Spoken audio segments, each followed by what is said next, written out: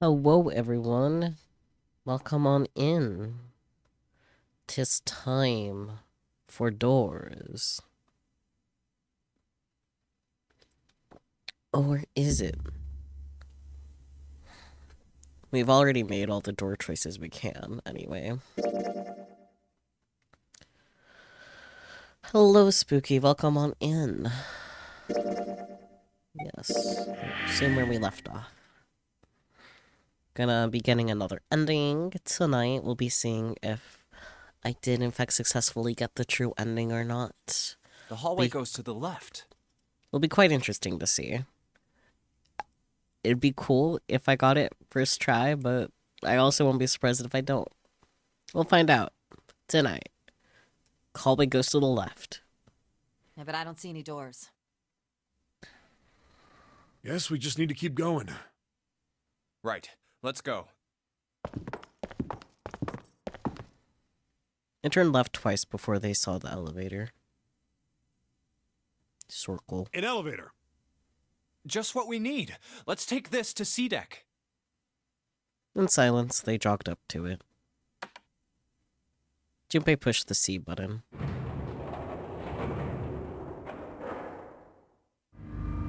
The elevator motor ground away, and before long, they found themselves once again on C deck. The door opened, and they stepped off. Let's go. Yeah. Junpei, Lotus, and Seven nodded at one another, and took off running down the long hallway in front of them. They ran and ran and ran. The hallway seemed endless. I know where we need to go. The door behind the central staircase. There was a sun symbol on the keyhole of that door. And I happen to have the sun key in my pocket right now. Yes, you do, buddy. This should open that door. This is why they ran for the central staircase. Or that was. I can read. Peachy, hello! Congrats on getting first, and thank you for the daily offering.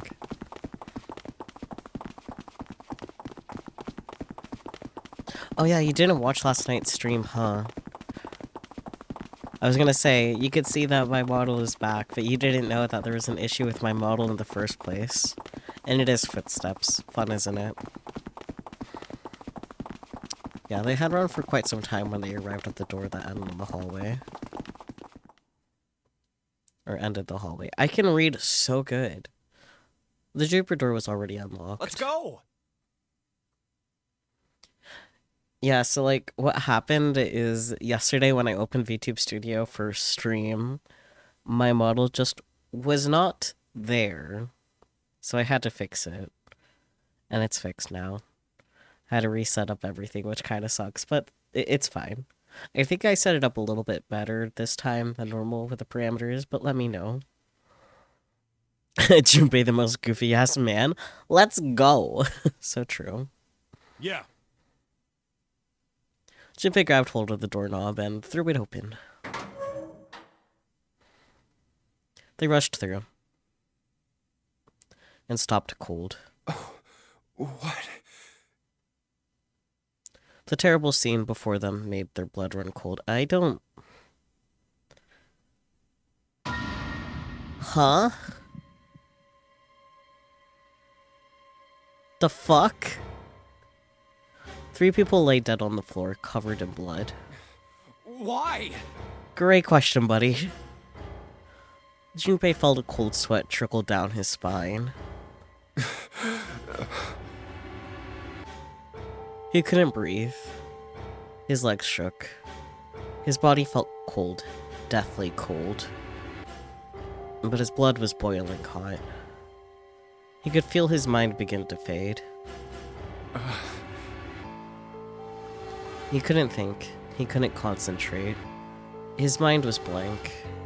What the hell? Us too, Seven. Us too. What the hell happened? Seven's voice was weak and broken. He edged toward the bodies, his movements stiff. Clover. He bent down over Clover and pressed his fingers to her wrist. Nothing. She's dead. Did June do this? Because she's the only one not accounted for right now. Like, I guess in theory it could be Snake too, but like, as far as I'm aware, like, Snake is in a coffin, you know? Unless I'm forgetting someone, but I don't think I am. Suddenly Lotus moved. Before he understood what was happening, her hand was in Junpei's vest pocket. Hey, what are you doing? He leapt back. Lotus looked up at him, terrified. The key! Get me the sun key! Why? Why do you think we have to get out of here before the murderer comes back? Great point, great point. The murderer? No shit, Junpei. Does that look like natural causes to you? The murderer. The murderer. Once again, Junpei looked at the dead bodies. Santa, Clover, and Ace. 3 people, 3 dead bodies. Mm-hmm. That means that the person who had killed them was...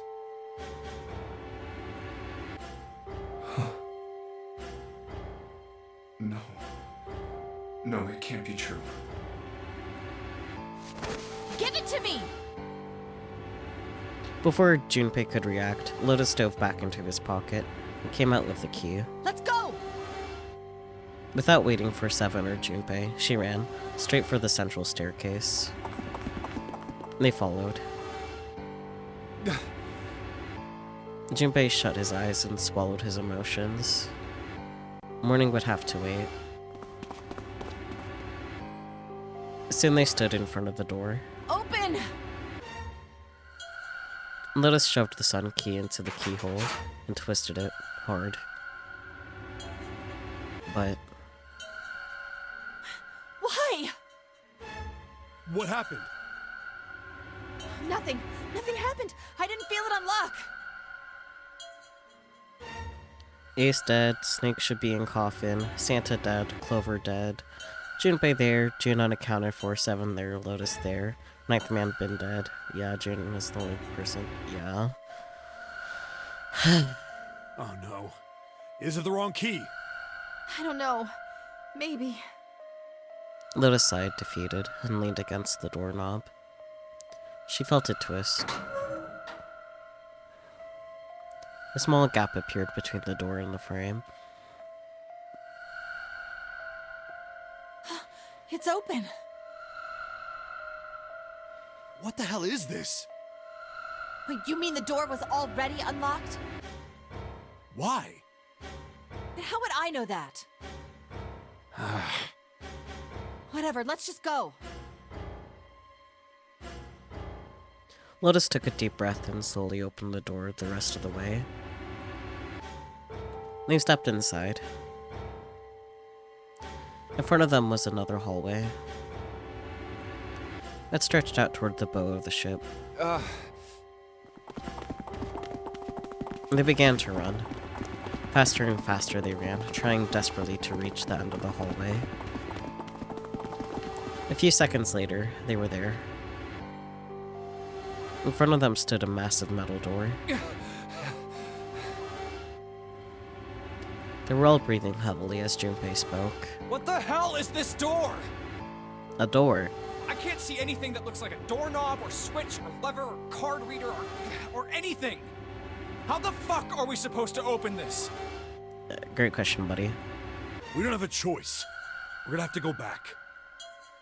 No, I'm not going back there. There is a murderer back there. There was more stark terror in Lotus's voice than authority. She was almost begging. But I don't see any other doors. As he spoke, Seven stepped toward the door in front of them, as if to illustrate that it was the only door. No way. Huh. It opened by itself. Convenient. It's an automatic door? Look, guys, I've got a really bad feeling about all this. So do I, Seven, so do I. The other doors were already unlocked, and this one's automatic. Yeah. We haven't seen anything like this before. Bad feeling. Junpei? How could their situation possibly get worse? I mean, okay, that's a great question. 3 people were already dead. We've hit bottom. This can't get any worse. Shit! Hey, Junpei! Actually.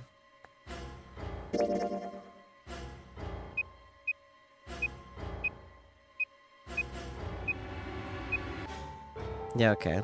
Even if June was magically not a murderer, they wouldn't be able to get through door 9.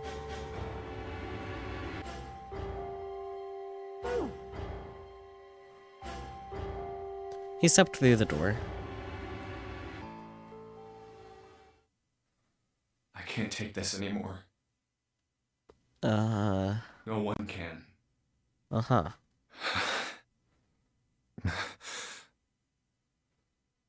And whatever hope Junpei had managed to summon disappeared. No. It's a lie. It's gotta be.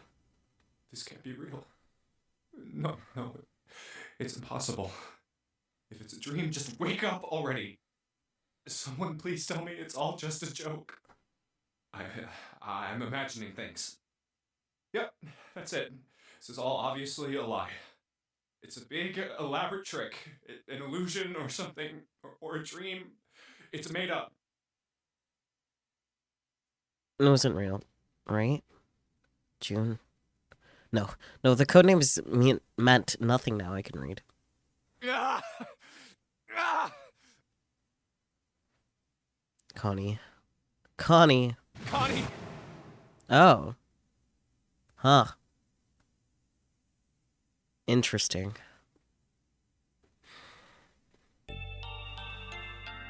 Junpei cried out and leapt through the door. He flew to her side, his heart like a stone in his chest. Connie, hang on!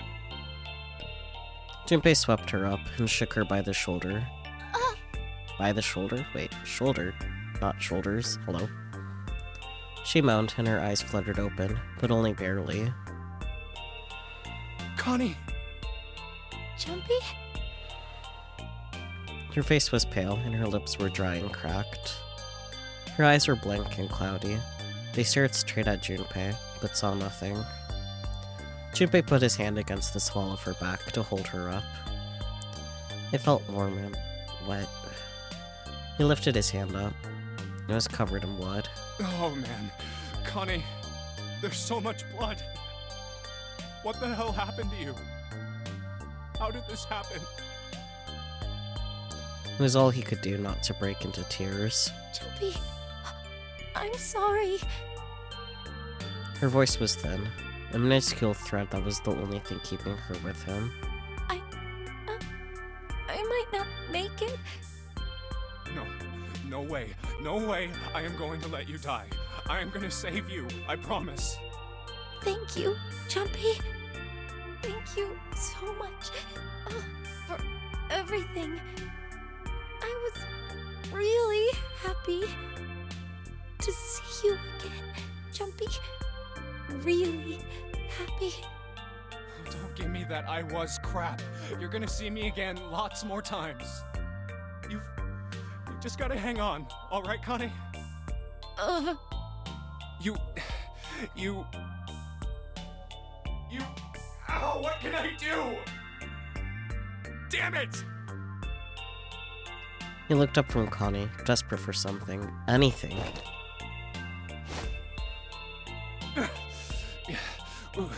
What's that? Sub. Then he saw it. A small submarine. A submarine? What on earth is a submarine doing here? It's a yellow submarine. No, that didn't matter. Nothing mattered, except saving Connie. And that was the only thing he wanted. That's it! Junpei turned his head back to look down at her. Hang on, alright? There's a submarine over there. I'm gonna go see if it works.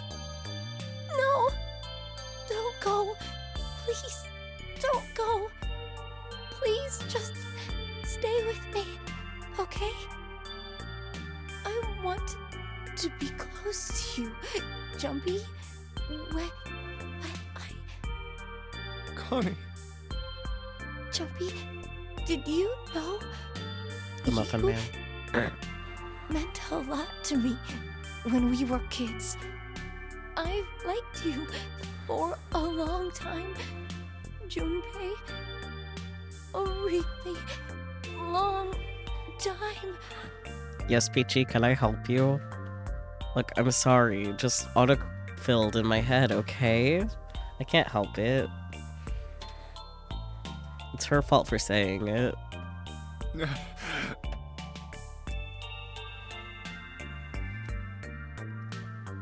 Junpei's vision had gone blurry. It took him a moment to realize his eyes were filled with tears. He could feel a piercing point of heat deep in his heart, like a white-hot flame. Jumpy, do you remember how we hung out a lot when we were kids? We went to the pool and to the fair. Do you remember playing snowball at the school? They're all memories I'll never forget. All of those moments are treasures to me.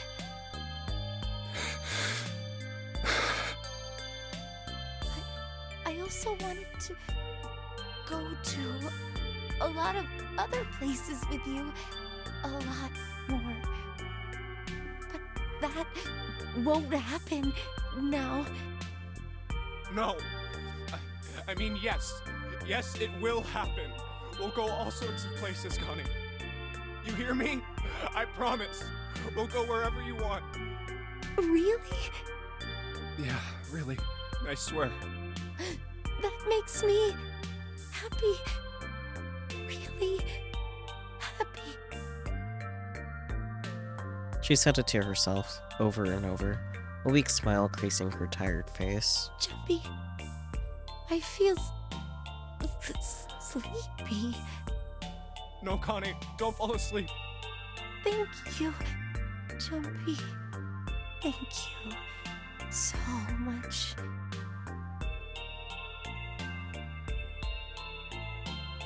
Her eyes were slowly closing. Junpei screamed, even as he felt his throat go hoarse. Connie! Connie! Connie!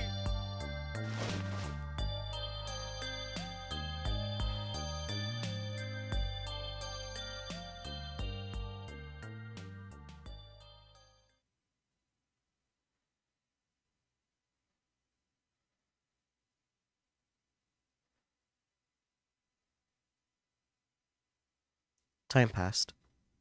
Junpei wept, curled around Connie's body. He cried and cried until he had no tears left.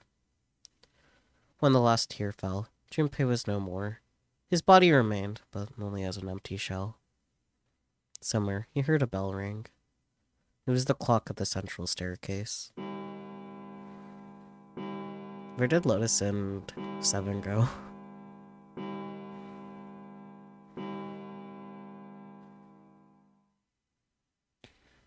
It rang 5 times, then faded. 5 o'clock. Quietly, gently, softly, he set Connie down on the floor.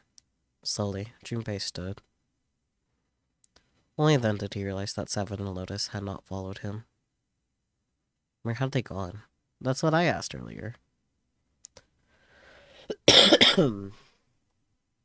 Slowly, he looked around the room. There was nothing. No sign that they had ever been there. It felt as though every part of Junpei's body was made of lead. Slowly, he made his way to the door he'd come through. As he approached it, it opened, sliding apart with a sound like grinding stone. Junpei passed through the gate and into the hallway. Yeah, I had a feeling. His heart rattled in his chest, an empty, lifeless thing. Had it been so utterly broken that there was nothing left to feel? When he saw their bodies, he simply stared. It was a lake, a sea of blood. 2 bodies lay in it. There's no need to check. There's no breath left in them. His eyes lit on Lotus' wrist. Guys, I don't think this is the true end. It is definitely not the true ending. Her bracelet. It was gone. Interesting. He stared. It meant nothing to him.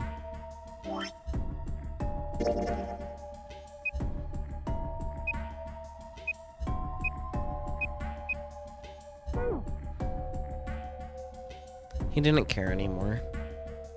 He couldn't care anymore. Junpei's body felt numb. Part of him knew the lump of lead in his chest had once been a heart. He couldn't quite remember what it had been for. Tears poured from his eyes in great streams. He wasn't sure why. He gave up trying to make them stop. He turned around. The door opened again, and slowly, numbly, he walked through. He kept walking. Why stop? An object set in motion. Simply inertia carried him forward. Eventually, he found himself in front of the submarine. His arm reached for the hatch.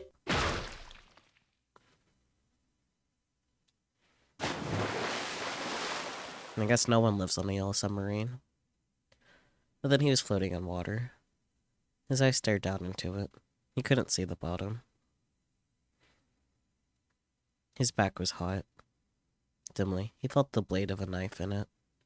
Who? One dead body lay behind door number 5. The body of the 9th man. Another lay in the shower room. The body of Snake. At the central staircase were 3 more. Ace, Santa, and Clover. Just outside the door were 2 corpses. Those of 7 and Lotus.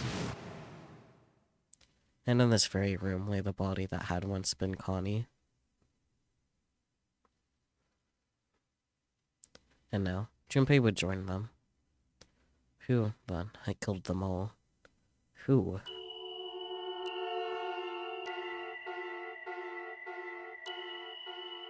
Junpei let out one last breath, faintly.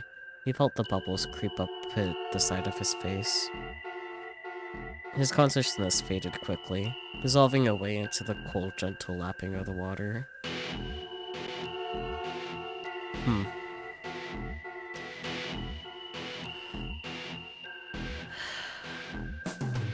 Well, that ending sucks because there's no closure, because who done it?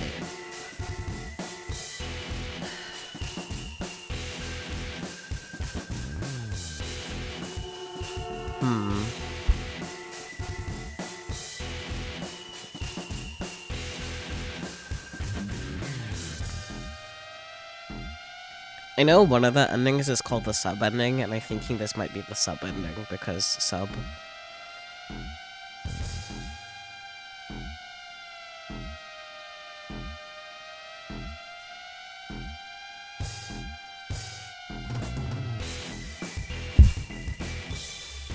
Who, though? Was it just some other person on the boat?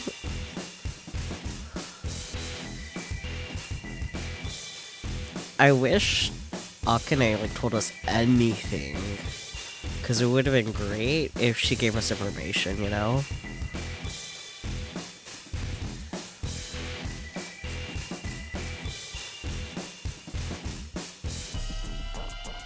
I'm not sure we'll find out in the other endings either. Well, I feel like we have to find out in the other endings, but I generally have no clue who could it be.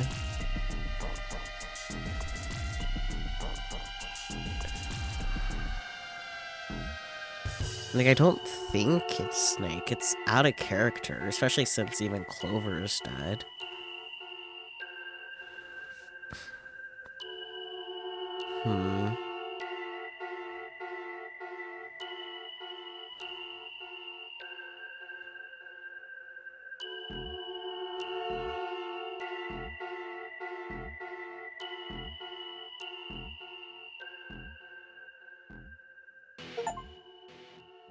We all die by a yellow submarine. Uh,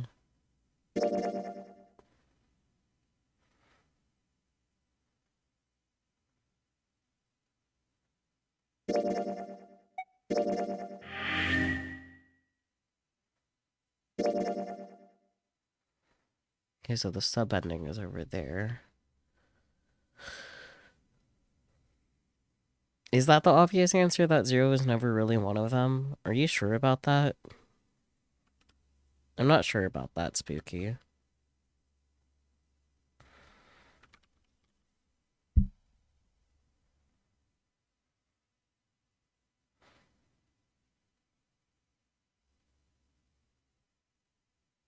Okay, I was supposed to go through door 1 instead of door 2.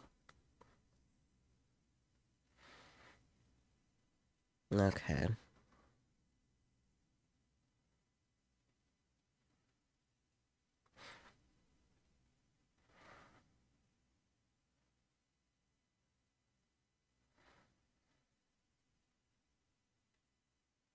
Interesting.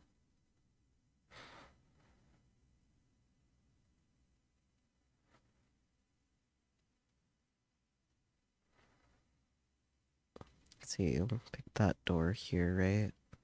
Yeah.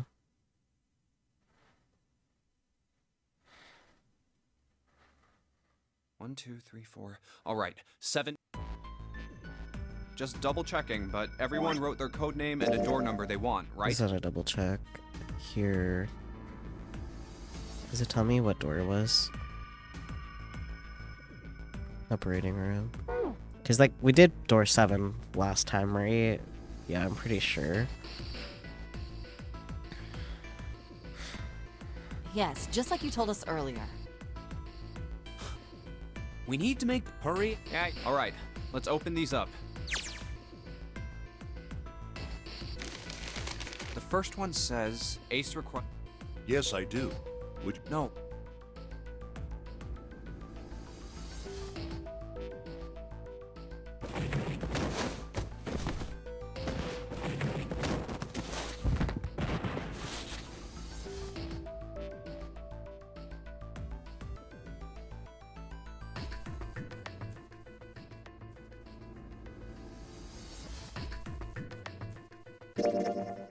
My choice is door 1. Santa was unconvinced. Listen here, Santa. Hey, wait a minute there. You cheating? Cheating? I'm asked. How could I do that? I wrote it. Let me see. Sure. Junpei is a, like, smelly cheater.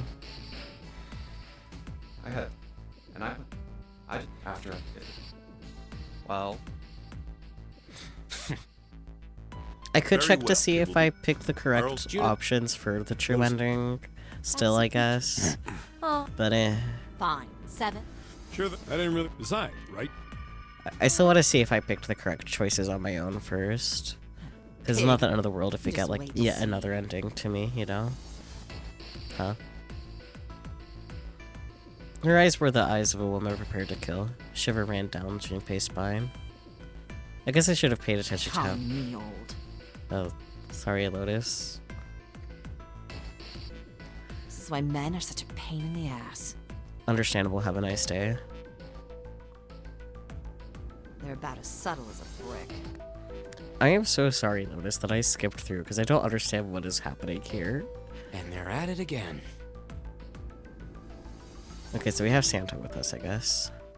I missed how the teams were split up. I shouldn't have clicked so fast. Even after they separated the staircase, Lotus was still muttering angrily to herself, "Can I go to a log?" I can! Oh my god.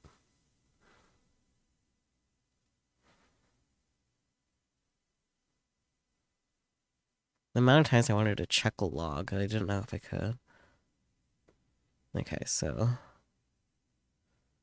Yep. Very well, we've decided who will go through door 1. It will be Clover, Junpei, and myself. We have Ace again. The only problem is with the 2 remaining teams. June and I want door 6. Lotus, I want door 2. That's not good. Can't open either of those with 2 people. Fine. 7, we'll go through door 6, says Lotus. 3, 6 plus 7 plus 8 equals 24. 2 plus 4 equals 6. Okay. So that's why she was grumbling to herself. Sort of thing. I didn't really want to go through door 2 anyway. Besides, if we got a younger girl here with us, we'll lower the average age. Right, June? Now I understand why she's grumbling. Sheesh. Well, Joe's at a loss for words. Lotus was not. Yeah, and that pig, you just wait to see. Okay, I understand what happened now. Okay.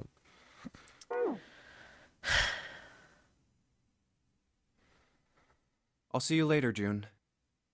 Jumpy. Circumstances dictated that Junpei and June would have to part ways again, but this time it didn't sting quite so much. Don't make that face. It'll be like what Seven said.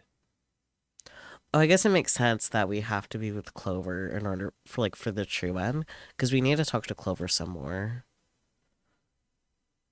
Yeah. We aren't going to be split up permanently till we find door 9. Plus, I think during the safe end, it was like here, I can actually. Because 7, Lotus, and Clover went into a room together. Yeah, they went into room 1 first, and Clover got information that pretty much told her to check the safe. So, it makes sense that we have to go through door 1 for the true ending. I just didn't think about it until now, obviously. We might get separated for a little while, but we'll see each other again. See you, bunny ears. Also, hello, Relix. Welcome on in. I hope that worked, because I can't see OBS. Otherwise, we won't be able to open door 9. And that's how the notary game works. Oh, why are you on auto? I was wondering why that was just going. Sheesh. Okay, the sea bunny ears are there. Yay! Anyways, Seven's words took a weight off of Junpei's shoulders and felt much better. Oh, it went on auto because of the hotkey for the bunny ears. I see, I see.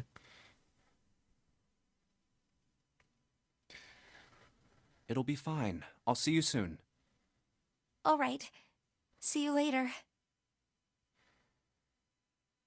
Lingering uneasy remained, but they went their separate directions without much trouble.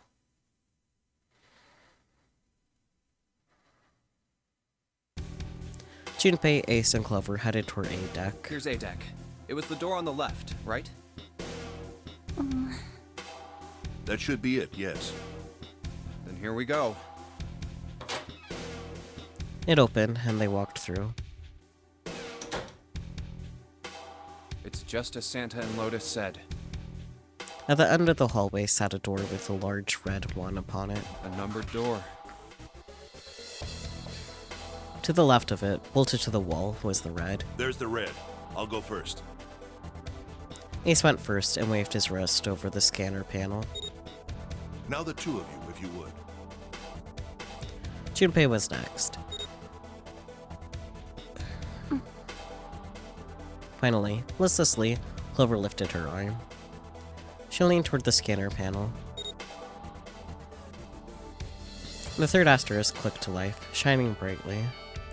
Ace took hold of the lever. Now.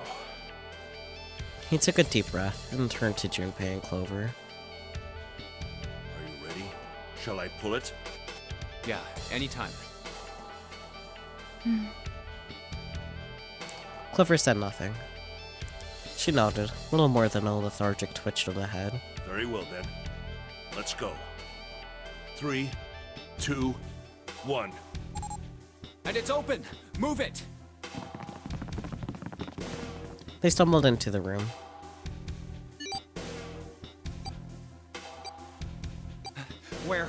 Where is it? Frantically, Junpei scanned the room. His eye stopped on the device that would determine whether they lived or died. There it is! Over there! Next to the door they come through was the dead. As one, they ran to it. They put their hands over it as if they were fighting for it.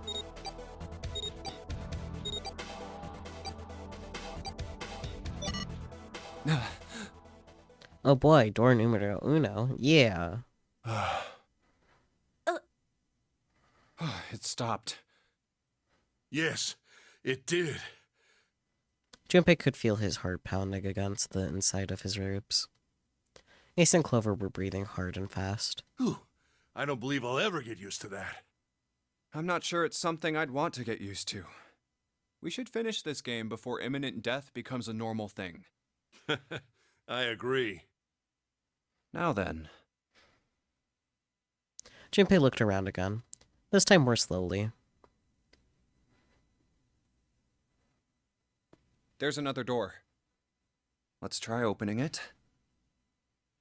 He took hold of the knob and easily, gently pulled it open. So, this is the wheelhouse? He closed the door again and turned to Ace and Clover. He fixed each in turn with a meaningful stare, then spoke. Ace, you investigate the wheelhouse next door. Very well. Clover, you're in charge of this room. Say something.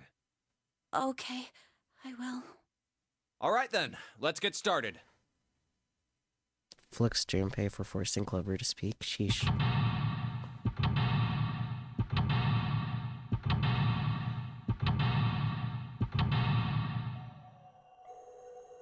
That looked like a lot. Oh boy, Matt.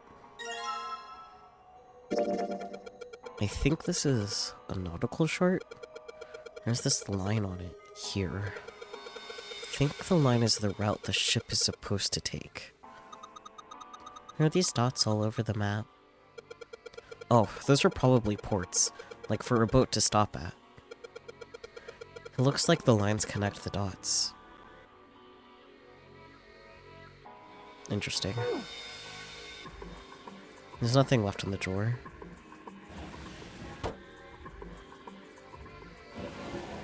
Okay, it's only the one drawer I can look at. Okay. All those doors, I can only look at one. All those doors, that's it. Okay. Ooh, pocket watch. That's a pocket watch. She sure hasn't been saying much. And she just keeps looking at the floor. She seems kinda sad. It's like she thinks her brother is dead or something.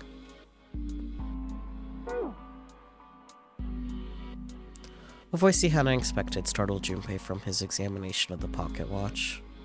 Oh, pocket watch. Might I take a look at it? Why are you in this room? Go back to your wheelhouse. He spun around to find Ace standing in the doorway. Junpei shrugged and handed him the pocket watch. Hey, man. What are you doing over in this room? That's what I was asking. Oh, I just thought I'd come check up on the two of you. Is there a problem? Yes, you're an asshole.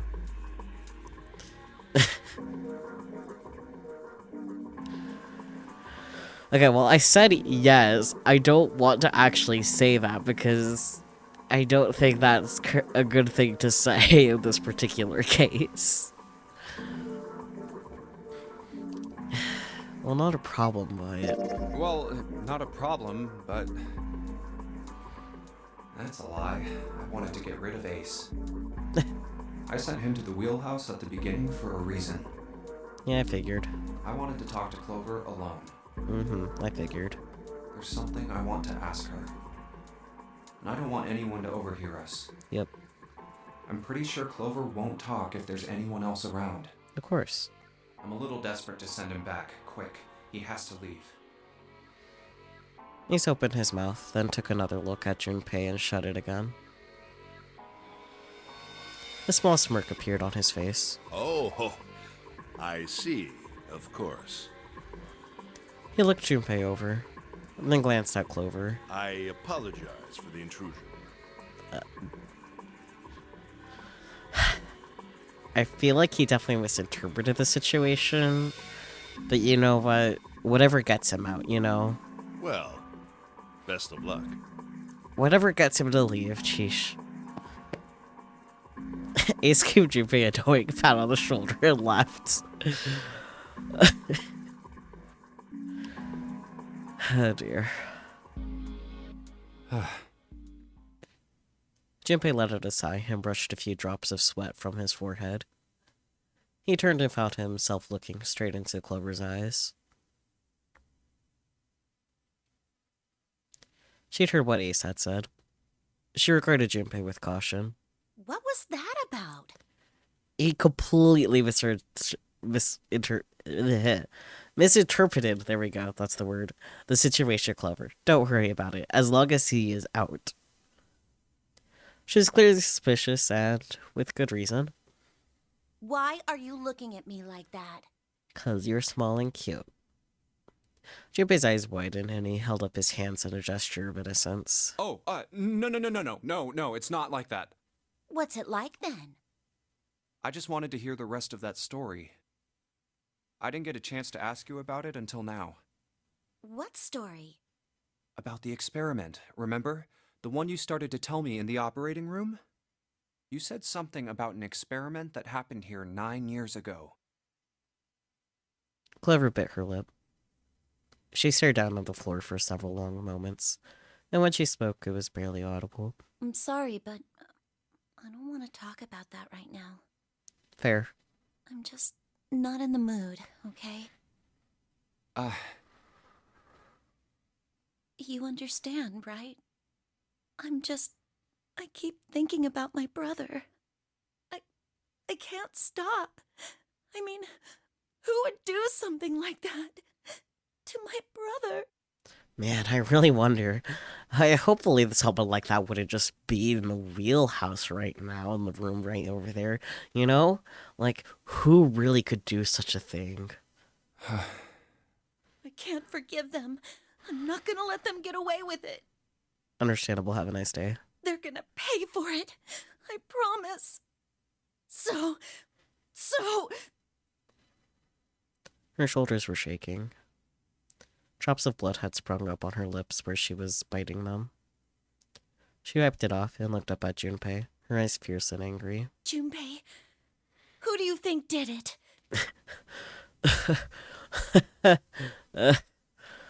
Her voice was cold and scarcely above a whisper. Junpei gulped. Well, if what Seven said was right, then there would have to be at least 2 of them. You need at least 3 people to open the numbered doors, and if you subtract Snake, that means there were at least 2 other people. You're right. So, what does that mean? Peachy, her lips are bleeding because she bit on them. Not because they're chapped. Well, if we just look at the bracelet numbers, we should be able to figure it out. Math. Who could have opened door 3 with Snake? Well, really, who and who, or who and who? You mean it could have been 4 people? Well, technically, it's possible. I don't know. That doesn't seem very likely. Why? I'll tell you later. Why don't we just assume it was only 2 other people for now? Okay, got it. Let's do that then. Then who do you think it could be? Junpei crossed his arms and thought.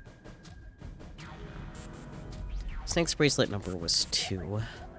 Which 2 bracelet numbers added to 2 would give a digital root of 3.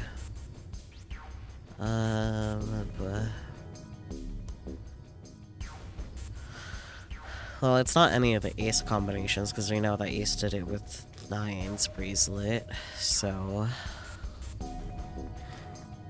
What adds to 10, I guess, is the question. Santa and June. Or no, that's 2. Santa and 7 adds to 10. Yeah. Yeah. Would it be Santa and 7? 2 plus 3 plus 7 equals 12 because 1 plus 2 equals 3. The digital root for Snake, Santa, and 7 is 3. Wait, hold on. Are Santa and 7 the killers? What's wrong? Clover looked at Junpei, and he looked back at her. There's no point in hiding it. Well, I thought about it, and... He told her his conclusions. That's what I thought. She looked less surprised than he'd expected. Santa and 7. If it was 2 people, then that's the only combination that works. Hey, wait a minute there. Don't you think it's a little too early to be jumping to conclusions? No, she said if. Well, all I said is that those 2 would have been able to open door 3 with your brother. There might be other possibilities. Uh-huh. Well, what other possibilities? He didn't have an answer. He was ready to admit defeat when Clover spoke. Are you saying you think that it was 3 or 4 people? I really don't think that's likely.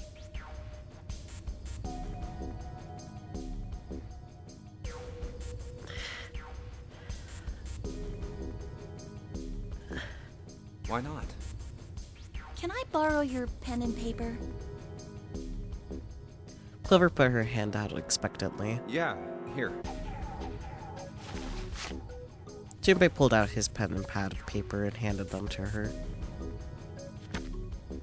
She opened the notebook and wrote down several simple addition problems. Eventually, she had 8, which provided a digital root of 3. A. 2 plus 1 plus 3 plus 6 equals 12. 2 plus 1 plus 4 plus 5 equals 12. C. 2 plus 4 plus 7 plus 8 equals 21. 2 plus 5 plus 6 plus 8 equals 21. 2 plus 1 plus 3 plus 7 plus 8 equals 21. 2 plus 1 plus 4 plus 6 plus 8 equals 21. 2 plus 1 plus 5 plus 6 plus 7 equals 21. 2 plus 3 plus 4 plus 5 plus 7 equals 21. What's this? These are the combinations for 3 or 4 people. These 8 combinations are the only possible ones. Oh, I see. Junpei, Yeah? I can trust you, right? Of course. Of course. Why would you need to ask that? Given the circumstances, Junpei, it makes sense why she would need to ask that. Really? Yeah. So then I should get rid of B, D, G, and H, right? Of course. Just cross them out. And you should take off yours too. The ones with 4. So, what does that leave? A and E.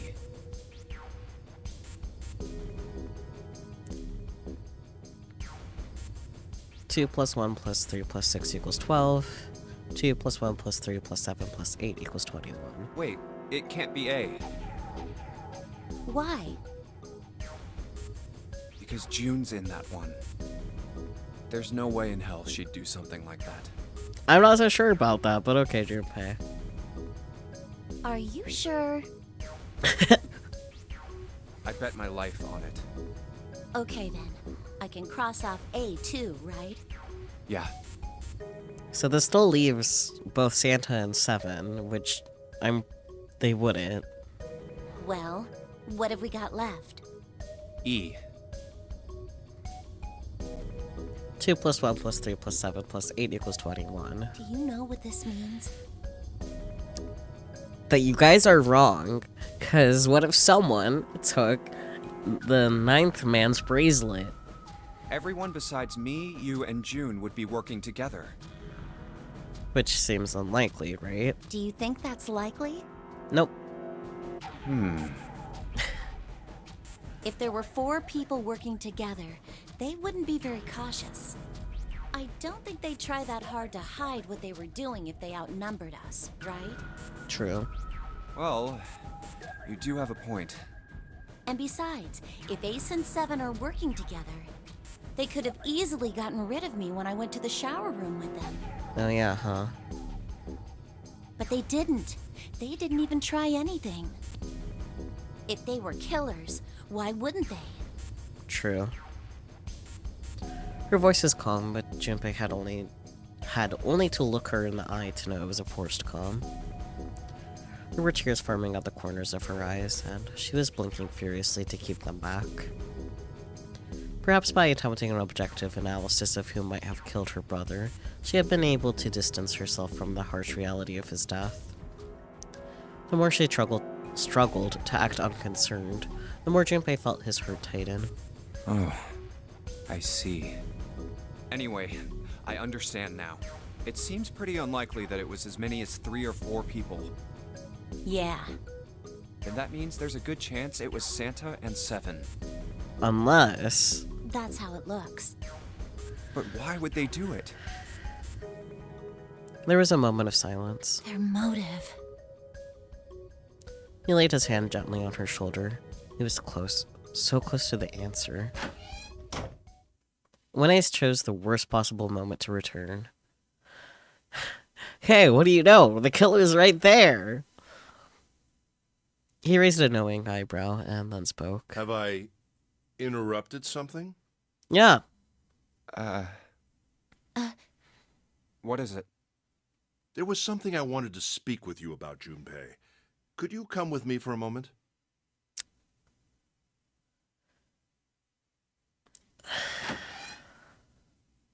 He turned on his heel and walked back toward the wheelhouse. Go ahead. Okay.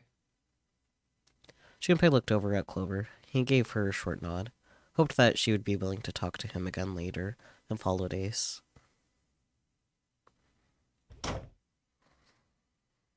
What did you want to talk about?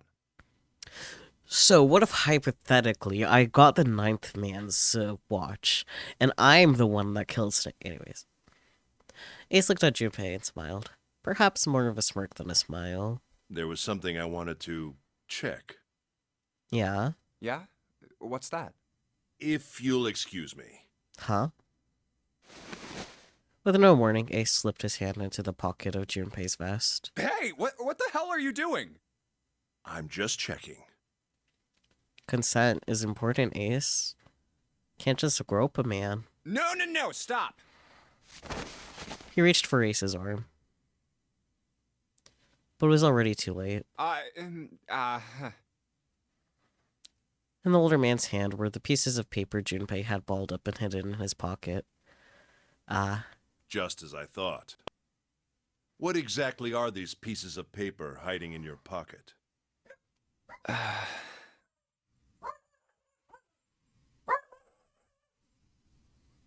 I agree, dog, but, like, stop.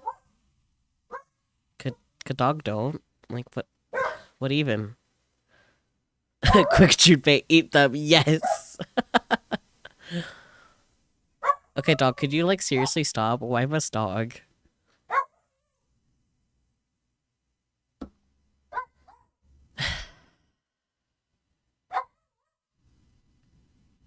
I'm gonna take a moment to grab water. Hopefully the dog is shut up by then. Hang on.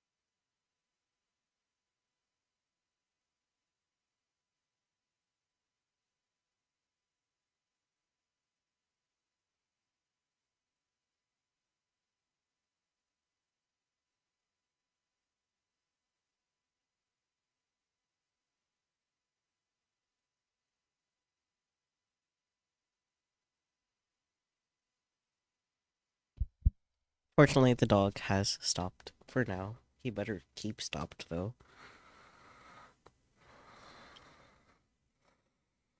You switched them, didn't you, when we voted?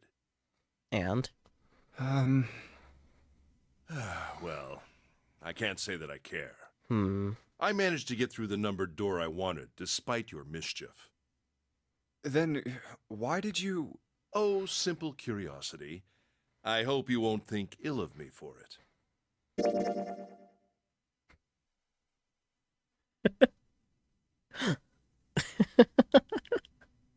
Okay, I'm gonna keep a mental note of that. If I need to just calculate the digital root, I'm just gonna give myself head pats.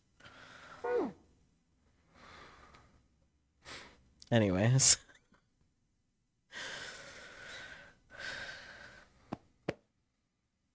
He smiled, gave Junpei a friendly pat on the shoulder, and then turned on his heel and left.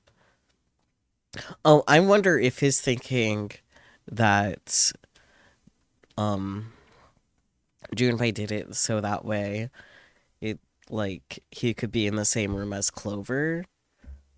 Like I wonder if that's what Ace is thinking.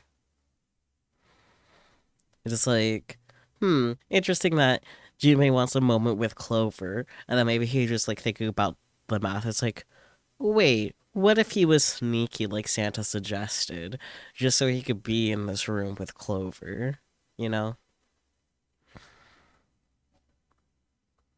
It was a small defeat, but it was a defeat. Junpei had lost the upper hand, and he knew it. He could feel his stomach begin to tense. Damn.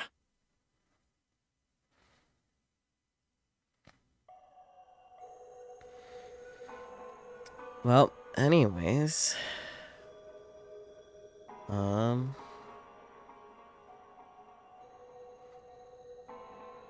interesting. It looks like this is the only exit. Interesting. Back to this room. Right drawer. Let's have a look. Nothing. Left drawer. Let's have a look. Nothing. Okay. It's a wooden box. Maybe a case for letters? Hey, Clover, you ever write letters? Nothing. So, the shelves. The shelves are lined with books. Let's see what's in this blue one. There's something written on it. Ship's log. Huh. Ship's log, huh? New material has been added to the file screen. Cool. Well, these look very easy, okay. Map. It's got the Atlantic Ocean in the middle. Hey, Junpei. What do you think these red things are? Yeah, they look like pins. What do you think they're for? Who knows? What do you mean, who knows? Come on, be serious. I am.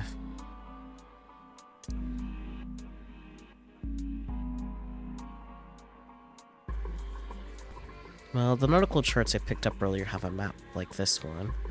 Maybe one of them matches up to the pins or something. Let's see. Well, what do you know? Looks like this one's a match to the pins. Okay, so we got 7 locations connected by straight lines. And each one of them has a word next to it. That's probably the speed. Oh boy. Okay. Guess that's it from this room. Let's look at the files we just got.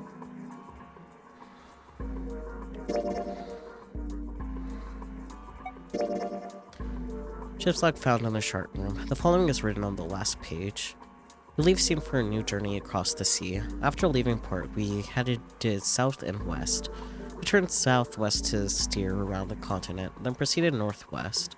We made port to change our heading to east for a time. We're now heading good due north. Soon we'll dock in the United Kingdom, the homeland of this vessel. Interesting.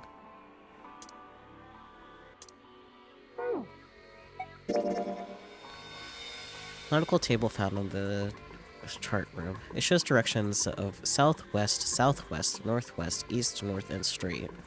There's a word next to each point of the map. Full, half slow, full, half dead, stop. That's what it says. Interesting. Interesting.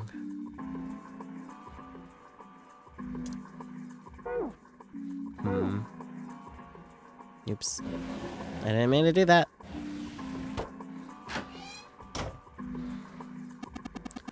This isn't good. So many drawers, but nothing inside of them. Alright. The compass. It appears to be broken, however. You see, the glass cover has been smashed to pieces. Alright. And the helm. Well, steering wheel might be a more appropriate term. Okay.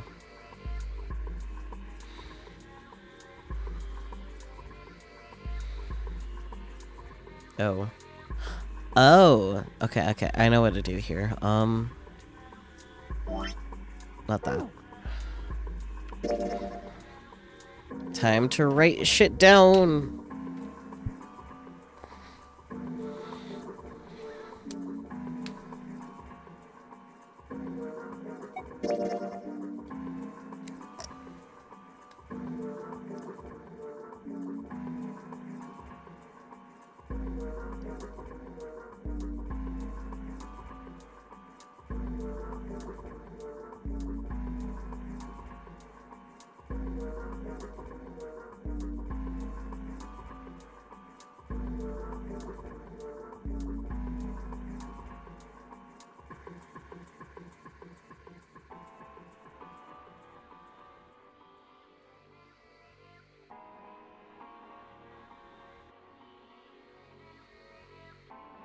I really need a smaller little notebook.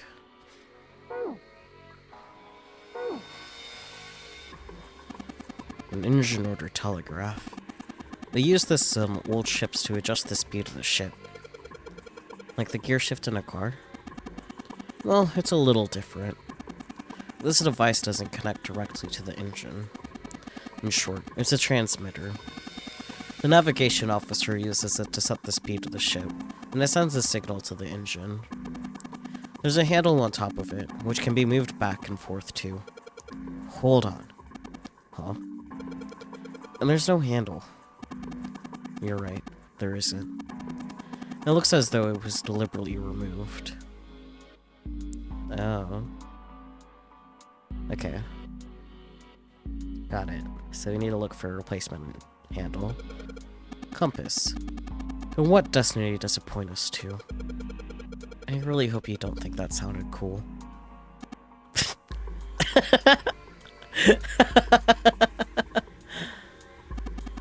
Ah, a human hammer.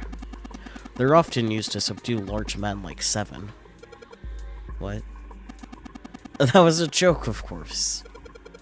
Thank you, Captain Obvious. Ace, you really kinda suck at making jokes. That was rather cruel.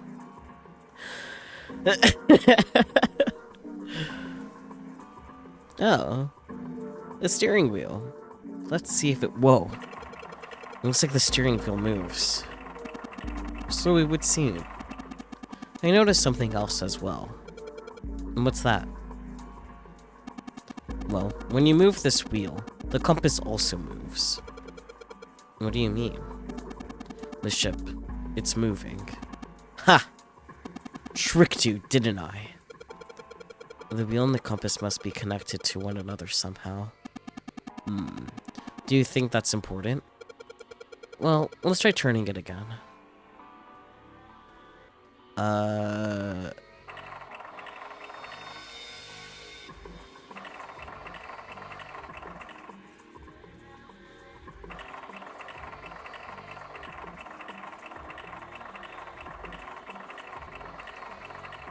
think I'm gonna need to read the other file again.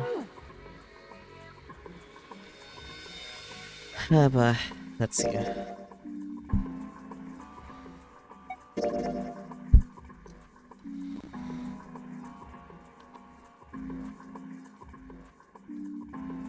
So south, west, southwest.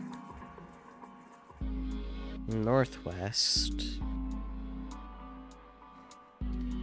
east, north. If we got more of Comedian Ace, we wouldn't hate him as much. So true. Oh boy, writing stuff down is great, right? I mean, I don't mind it. Like, I just wish I had a smaller notebook that fit on my desk better with everything that I already have on my desk. Okay. Steering wheel. If you move it, then the direction changes. I swear I saw something that had directions on it. Yes, you did. Maybe if I enter the directions in that order. Yes, I understand, my boy. Anywho's.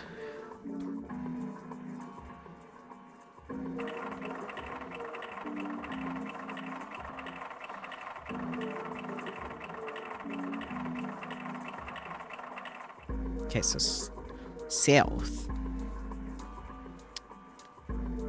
And then west.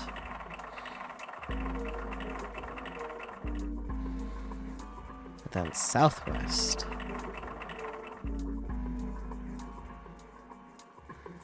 Okay, hopefully that's fine. Then northwest.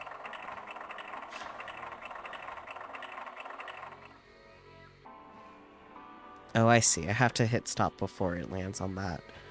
Okay, next time we get hard mode, which is fewer hints and everybody's their actual IQ level. Oh dear. I already messed up. Let's go back and restart.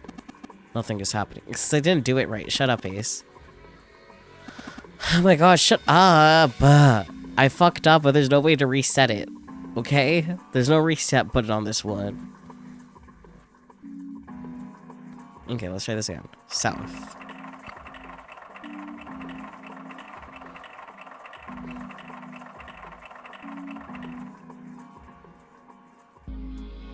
And then west.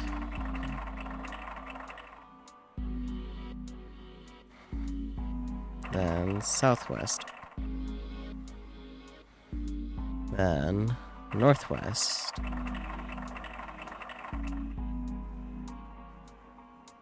Then east.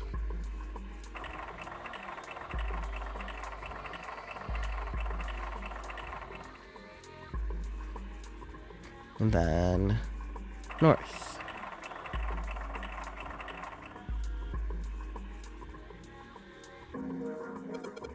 What the? The handle came off. Heh. Stooping so low, are you, Zero? Okay. That's one way to get a handle, I guess. So, sure hope this handle fits. Yes, it fits. Excellent. That should allow us to operate the engine order telegraph. Let's give it a shot.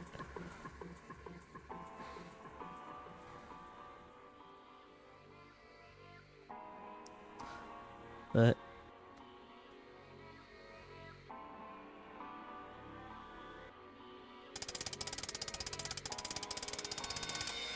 okay, pull half, slow, full, half,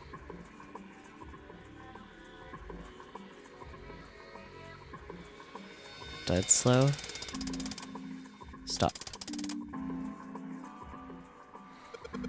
Huh? That's weird. I thought I put it in the right speed. Did I mess up? No, I don't think so. Look, something's happened on the back wall of the wheelhouse. Yeah, you're right. Let's check it out. Huh? This? It's a wooden board with a circular hole in it. Okay, not that then. Yep.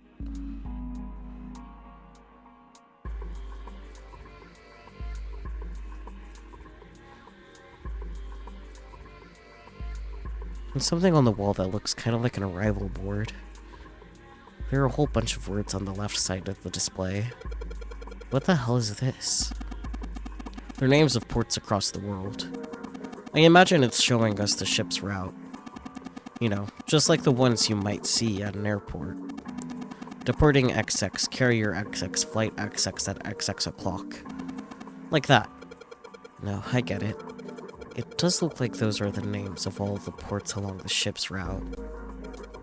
It looks like the only one of those has a time on it, though. The time on the last line, right? 10 seconds past 3 o'clock. Perhaps that's the arrival time? Interesting. This room is just like the other one. Metal plates bolted over the windows. Heck, not just bolted. Looks like they've been welded on. No way in hell are we going to get those off anytime soon. I was told a thing changed, but I don't know what changed. Do you guys remember what was supposed to have changed allegedly? Because I'm confused.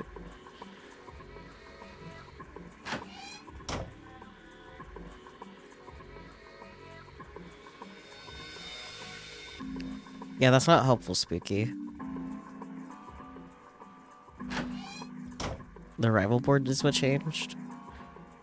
Okay, well, I already looked at that. Oh, okay, I think I get it. Yeah, because that's exactly what this says, right? Or... mechanical pocket watch with a spring. It doesn't appear to be working. The hands have stopped at 5 minutes, 39 seconds past 10 o'clock. Turning the knob does nothing. Yeah, it's probably broken. It looks like as though you could move the hands, however. Okay, then move them. Sheesh. Looks like this is some sort of lock. It's got a weird shaped indentation on it. Huh? The shape. Maybe. Does look like the pocket watch would fit here. Nothing. I imagine the pocket watch is intended to go in there. However, we may need to do something with the watch first. Yeah, change the time on it. Let me do it. Broken pocket watch. I can only move the hands manually, the knob doesn't work. Then do it! Yeah. Maybe I need to click on the board again until he realizes that?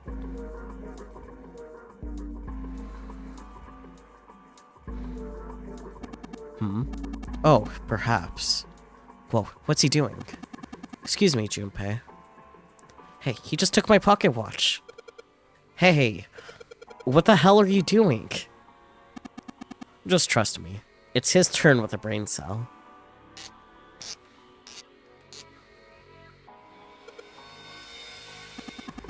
You should be fine now.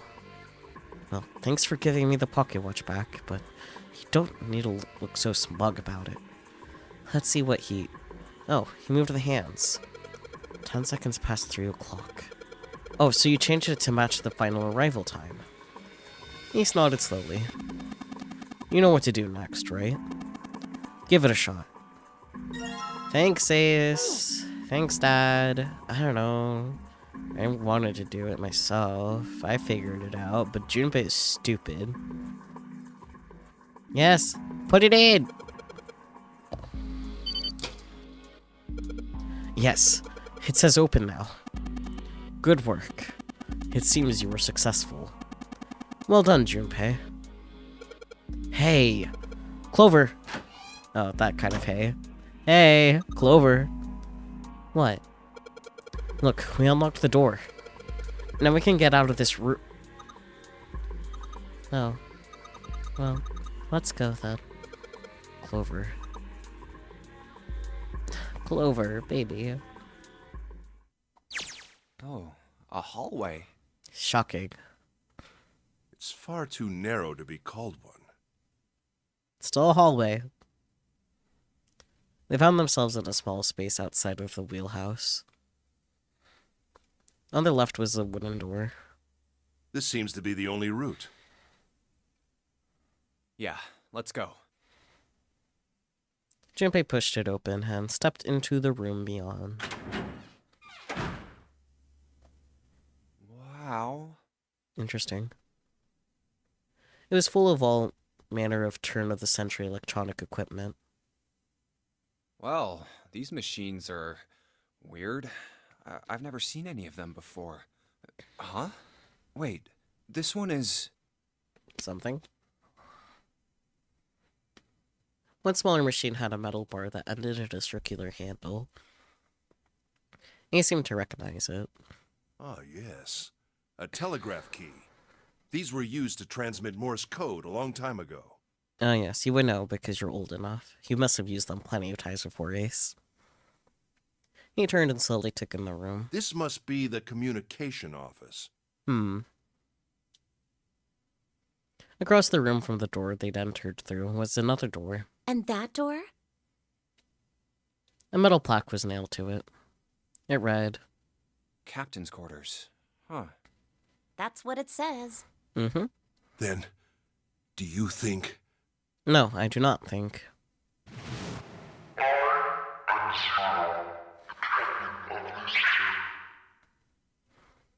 I was sure why you... fuck me on my joke, hang on. I understand why you know what that is, though, Peachy. You are a grandma, after all. There we go. He swallowed. Do it! You won't! Juba could feel his hands begin to sweat. Only Clover seemed unaffected. Yeah? You're gonna do it tomorrow, then? Well, we won't know if we don't open it. True. She walked up to the door and put her hand on the knob.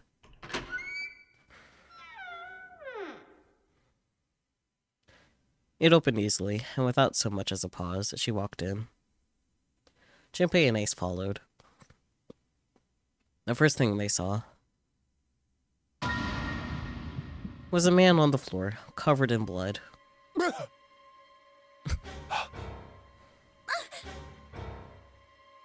Junpei felt his body seize up, his mouth went dry, and he felt very, very cold. The blood in his veins slowed to a crawl, and his heart tightened like a fist. Not again. This was the third time he'd seen the horror of death laid out before him. He didn't think it was something he could stand to see much more of. Still, he had begun to accept that whatever it was that he saw, whatever happened to him, was beyond his control, and whatever force controlled him was driven by a determination that he could not hope to match. Damn. A sense of helplessness, of desperation washed over him. It left behind a feeling of utter emptiness that wormed its way through his body like acid. No, wait. We didn't check his pulse yet. Maybe he's still alive. Fueled by that spark of hope, Junpei ran to the man's body, and his heart fell. He also has a bracelet. Oh. Right, because, like, the Zero bracelet that, like, Seven had, he got from Clover. Right? So, this is that bracelet. Interesting.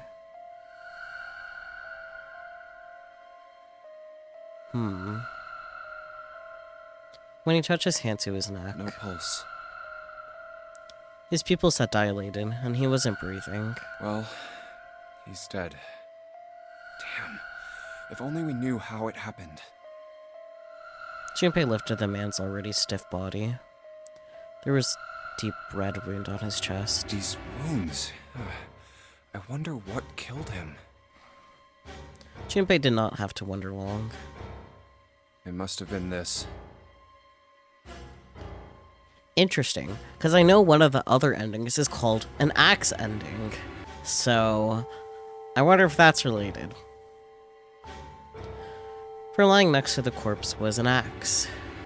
The entire blade of it was drenched in bright red blood. From the shape of the man's wound, there could be no doubt that it had been made by the axe. Junpei looked at the body again. A lake of blood stretched out around it. It was wearing the clothes of a ship's captain, although they were stained with blood. These clothes. A captain. Does that mean this guy was Zero? On his left hand was a bracelet. The number on the bracelet was 0. Bracelet 0. It was only then that Junpei noticed the stench of blood that filled the room. He couldn't help but laugh. There was nothing else for him to say. It was too simple, too obvious, too straightforward. If there had been a dead man on the floor, Junpei might have thought it was a joke. Junpei. It may be wise to find a way out of here first. Yeah, you're right.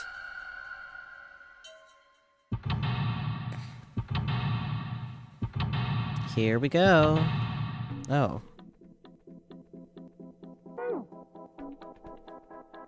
Interesting. There's blood on the chair. Do you think this was the dead guy's?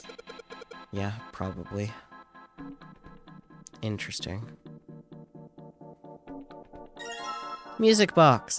Can we listen to it? Yes, the Japanese word for hobby is indeed shumi. No, it's one of those old music boxes. How about we wind it up?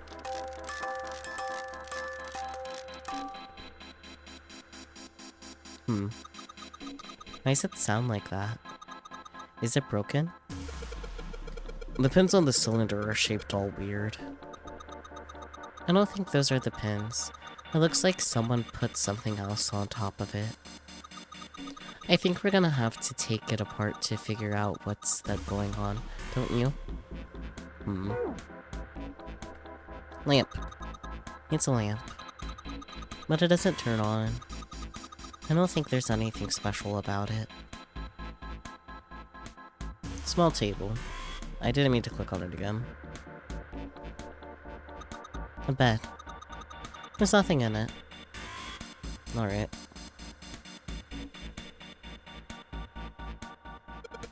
Control panel for the electric lock. I guess I gotta put in a passcode. I don't think it's just about numbers. There's a hole in the bottom of it, right there. I think you need to put a key in it first. A camcorder. It looks like it's pointed at the door. Well, the power's on. Why would someone want to videotape a door? Interesting. There's a plaque on the door, but it doesn't say anything. How bizarre.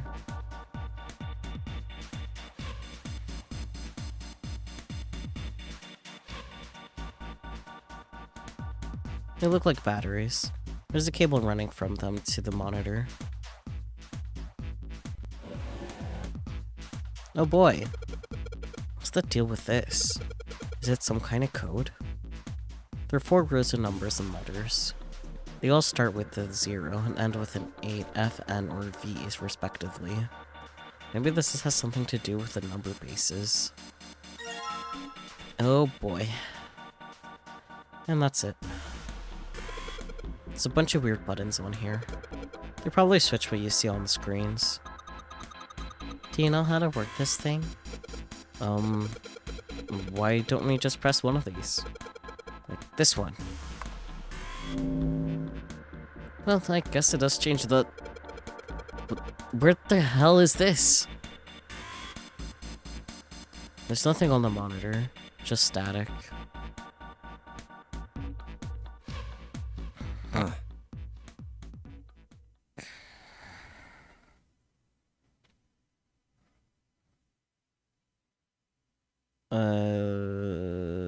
I don't remember off the top of my head. Let me just look at the textbook.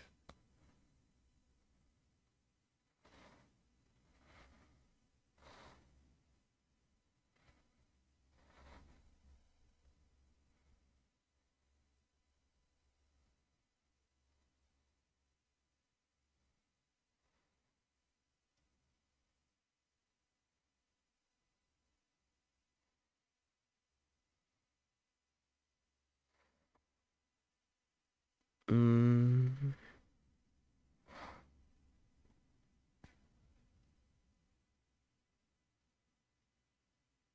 Physical exercise, calisthenics, Taisol.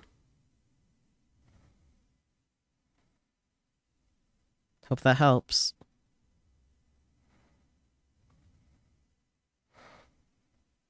Junpei snorted with the grim humor for the second time since he'd come into the room.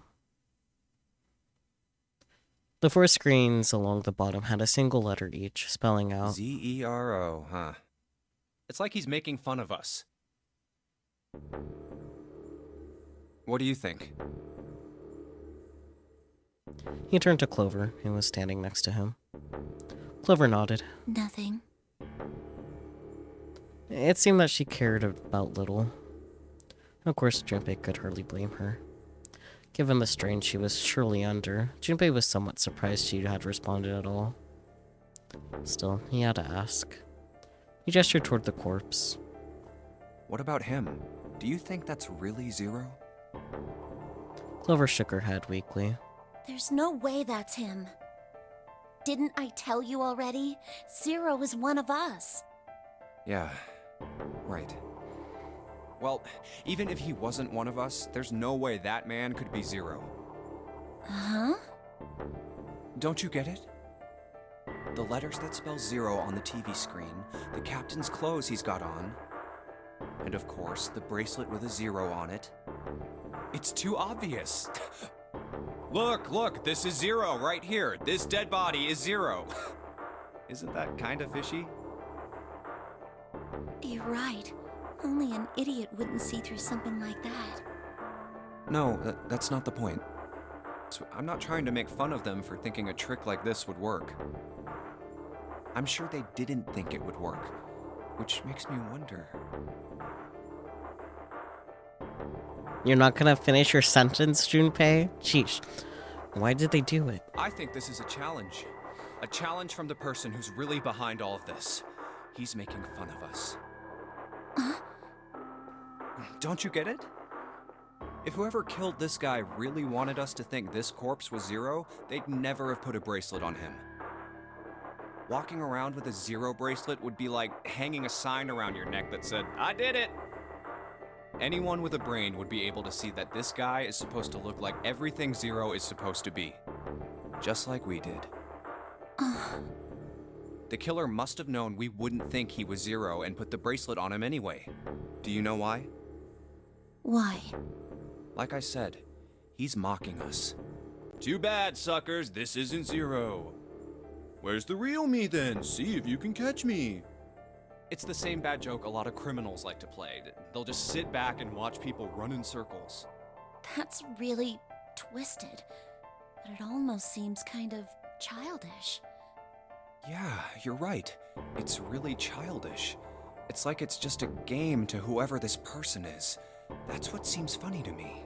It is an onery game. Junpei bent down next to the corpse. Alright, let's get back to the point.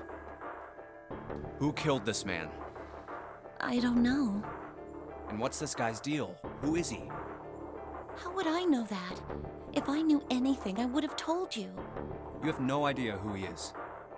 Why would I? Junpei sat back on his haunches and thought. We should check and see if he's got anything on him that might tell us who he is. Give me a hand here, Clover. Huh? Where's Ace? We gotta flip him over. How else are we gonna search his pockets? Clover didn't move. Okay, fine. Guess I'll do it. Junpei had no choice but to move the body on his own. Here we go. He grabbed hold of an area not completely covered in blood and shoved. It took a moment, but eventually Junpei felt the man's bulk begin to shift. But just as it did, Huh? something fell from the man's left wrist.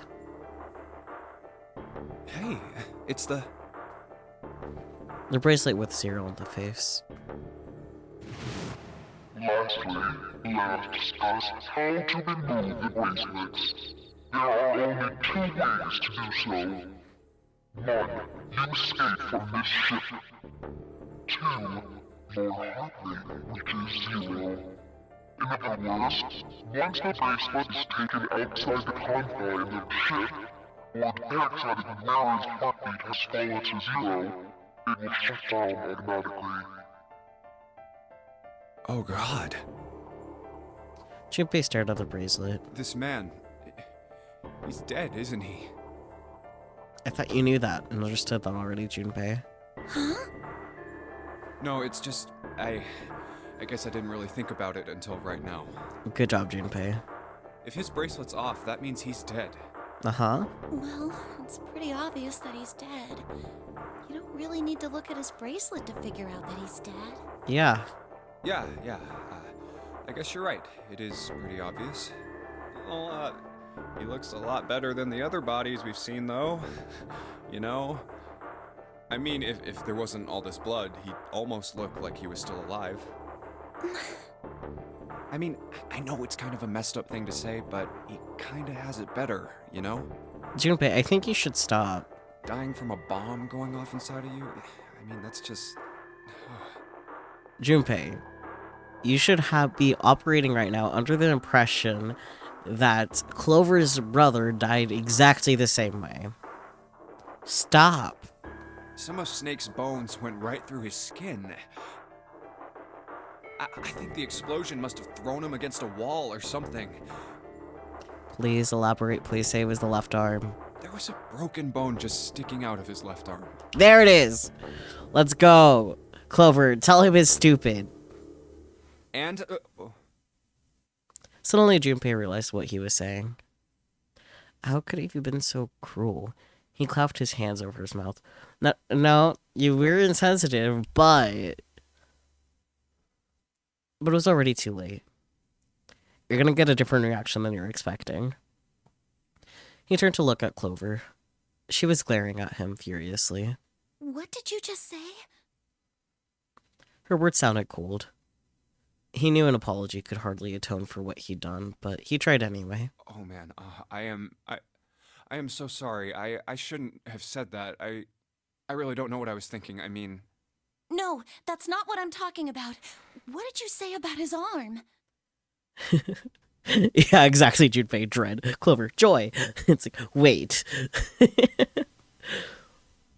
Arm? Yes, his left arm. You said it, didn't you? Well, yeah, I did, but... I mean, didn't you see it too? Of course not. I could barely look at him. There's no way I was gonna see the details.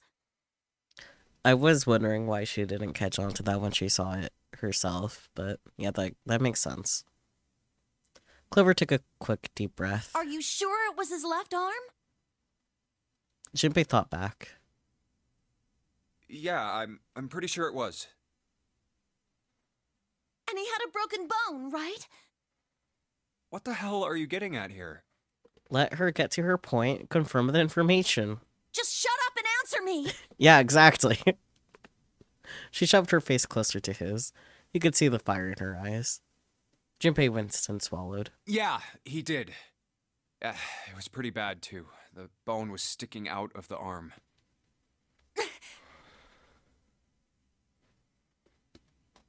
No sooner were the words out of his mouth than Clover's expression changed. Clover? What's wrong? Look, I'm sorry if I said anything. I mean, you were being very insensitive, but... Suddenly, she was crying. Tears of joy. Junpei wasn't sure what to do. Fair. Thank you. It was close to the last thing he had expected to hear. Huh? What are you... Junpei had no idea what had just happened. He didn't think he'd done anything worthy of thanks, and he couldn't understand why she would have chosen that moment to begin crying. So he simply stood there, confused. Thank you so much, Junpei. She thanked him again, and then something even stranger happened. Naww. Clover threw herself into Junpei's surprised arms. Hey, what's going on with you? I'm sorry, it's just... I'm so happy. Junpei going off about this dead dude while he's having a crisis. Clover, oh my god, my brother's alive! Yeah! Why? The body in the shower room. It isn't his. It isn't my brother. Huh?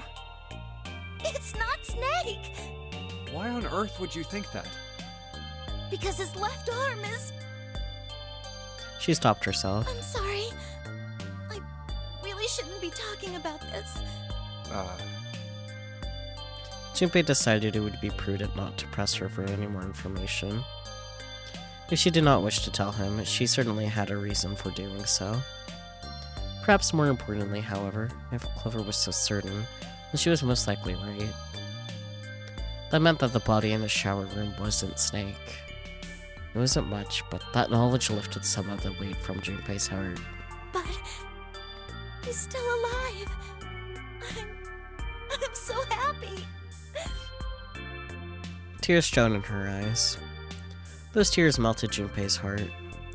As she cried, she had pushed herself up against his chest like a child. Junpei put his arms around her and held her tight. I'm so glad. Huh? Junpei, you were right. Huh? No matter what happens, you can never lose hope. You have to remember what's most important, and that's to have faith and to have love. If you can remember all of those, that'll bring you good luck. Clover reached into her pocket and pulled something out. That's... It was a laminated bookmark with a 4-leaf clover. I only made it here because you gave me this. I was suspicious of everybody. I was angry and miserable.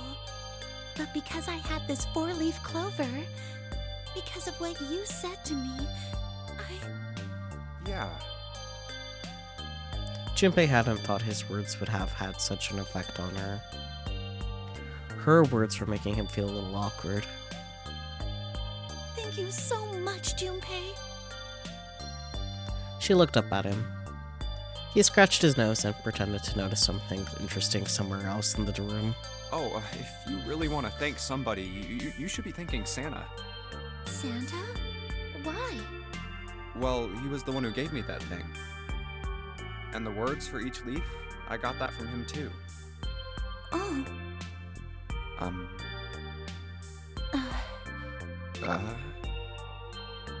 Then suddenly,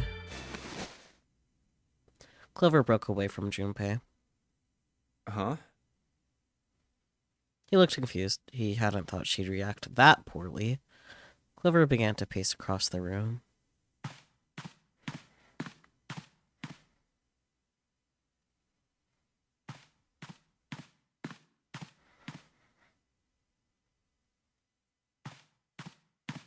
Six steps to the left, 6 steps to the right, another 6 to the left, and then she stopped.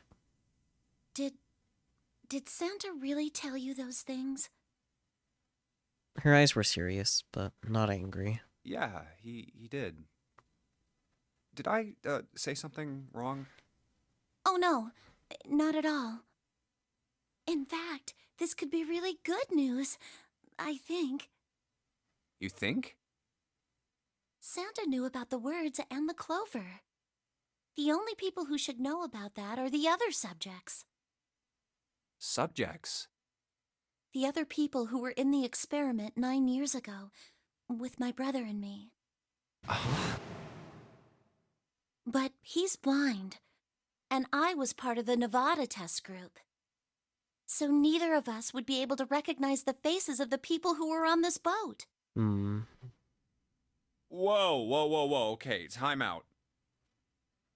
Junpei held up his hands. He took a deep breath and let it out. Let's just calm down for a second, okay? Start from the top. Don't start with the end and then jump to the middle. You gotta start with 1 and then move to 2 and 3 and 4 and so on. If you don't tell me stuff in the right order, I'm never gonna be able to figure it out. Okay. Clover nodded. All right, let's start with this experiment. What happened on this boat 9 years ago? Do you know about morphogenetic fields? Morphogenetic fields. He did, and the realization sent chills down Junpei's spine. All right, how about this? Theory of the telepathic mechanism. I think Lotus mentioned something like that. Junpei recounted what Lotus had told him earlier. Clover nodded. Telepathy, huh? Well, that's not really it, but I suppose it's similar. So they were testing telepathy on this ship? Yeah, I guess so. So, what exactly did they have you guys do? The same thing that we're doing now. Exactly the same thing. What? The nonary game. 9 people were put on this boat, and 9 others were put in the building in Nevada, and the game started. Oh, I see. Junpei grabbed the sides of his head. Look, I'm sorry, but I don't get it. It's okay, Junpei. What do the nonary game and some telepathy experiment have to do with each other? Am I missing something here? Clover bit her lip. She blinked back, sudden tears. What had happened to her in Nevada? The ability to access a morphogenetic field is affected by a couple of things. The first is epiphany, and the other is danger. You know how sometimes when you're up against a really tough problem, and then the answer just kind of pops in your head? That's an epiphany. And what you learn from the epiphany can be transmitted with telepathy. When you add danger to that equation, then it gets easier to transmit that information over telepathy. So you're saying the nonary game was supposed to introduce that element of danger? Yeah, but it couldn't be just any old danger. It had to be life and death. And someone did actually die. A girl. Huh. Junpei felt the sudden grip of despair on his heart. Something deep and distant and powerful squeezed him. For a moment, he felt very, very empty and alone. She was on the boat with my brother. I was in Nevada. I never met her, but I did hear her name. Her name was... God damn it, Ace! The sound of the door opening was like a gunshot. Junpei spun around. Oh, my apologies. I seem to have disturbed you. Again. Ace. You two must have strong stomachs. I can't imagine how you could stay in this room for so long. Oh yeah, there's that smelly body. Ace glanced down at the floor. At the corpse covered in blood. At any rate, Junpei, would you be so kind as to come and help me with something? I'm having a little trouble, and I could really use your assistance. I could make a joke. I'm not. I could, though. You guys can use your imaginations for what the joke would be. Come on, it'll only take a moment. Sure it will. With that, he turned and walked back toward the communications office. Clover waited until he was out of sight, then spoke in a small, quiet voice. I don't want Ace to hear us. We can talk about this later. Okay. Huh? Hey, wait! Clover ignored him. From outside, Junpei could hear Ace calling. Junpei, what are you doing in there? Hurry up!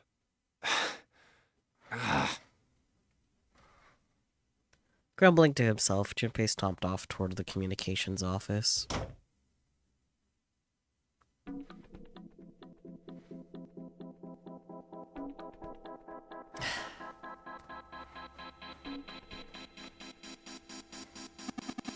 It looks as though that drawer is the only thing that's locked. I don't see a keyhole, though. An electric lock, perhaps? Take a look at the left side of the drawer. Yeah, there's some cables over there. I must mean. Hey, what's this? It's blank. There's nothing written on it. A white piece of paper. It's blank. Alright.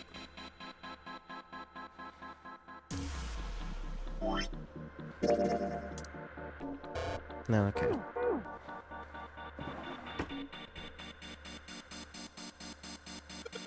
Hey Ace, look. It's a model of a steam train. How on earth did you arrive at that conclusion? Okay. Hey Ace, look. It's a monkey with glasses. How on earth did you arrive at that conclusion? Alright. Oh boy. It's a telegraph key. A machine for transmitting Morse code. I tried sending an SOS earlier, but I doubt that did anything. Zero would never make it that easy. So you think it's broken? No, it works. I'm just not sure if it actually transmits anything outside of the ship. Telegraph key. It says you could use it to send messages in Morse code. Okay. Hey Ace, look. There's a big-ass rat trap over here. I told you, that's a telegraph key. It's a device that transmits messages through Morse code. Okay. Tippy tap. Let me tippy tap. Fine. What's this? Can I click anything else? No. Why can't I tippy tap? Just normal light. Oh, I'm gonna turn on maybe not that normal.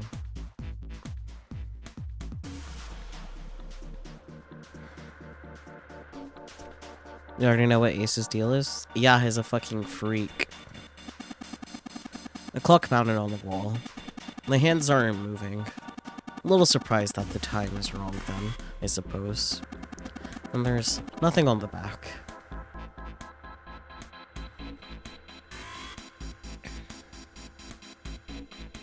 Oh boy, small screwdrivers.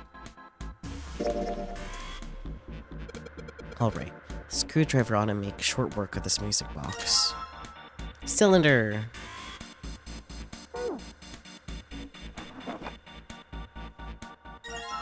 Ink. No, okay.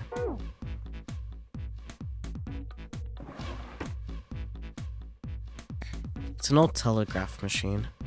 I'll be honest, I have no idea how it works. It's an old telegraph machine. Nothing suspicious here. Alright.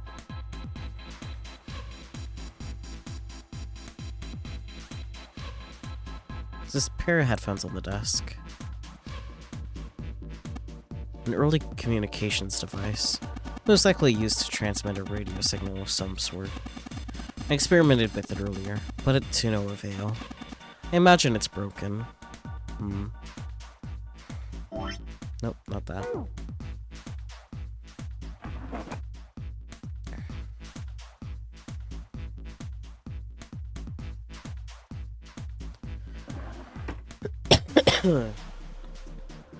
The cylinder is Morse code. Is it now?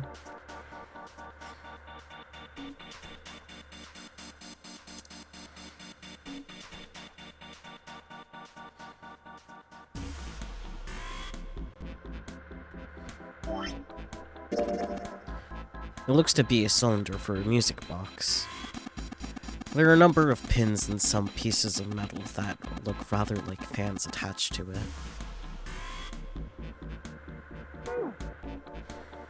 Okay, can't do anything with it yet though.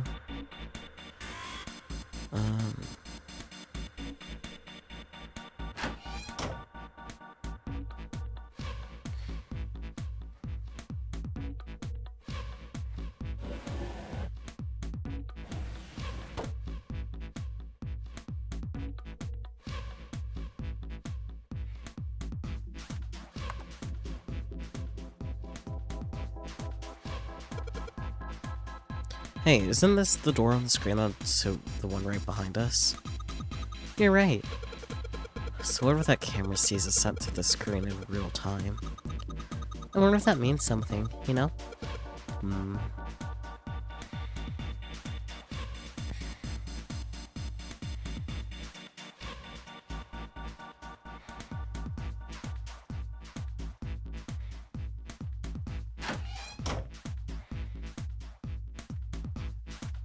Junpei, what are you doing? We searched the wheelhouse from top to bottom. There's no reason to go back. In fact, do you think it would be wise to investigate the captain's quarters? I think we ought to check both rooms, don't you? Listen, I'm just checking everything I can check. Look, a hook. That wasn't a joke. I know, man.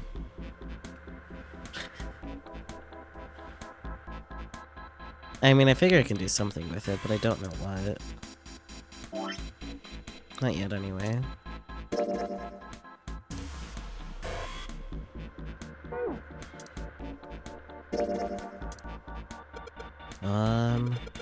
I guess I'll put the ink on the cylinder. Dirty cylinder. Now I just gotta roll the cylinder across a piece of paper. I'm right, the ink should. Morse code. Just as you suspected, right?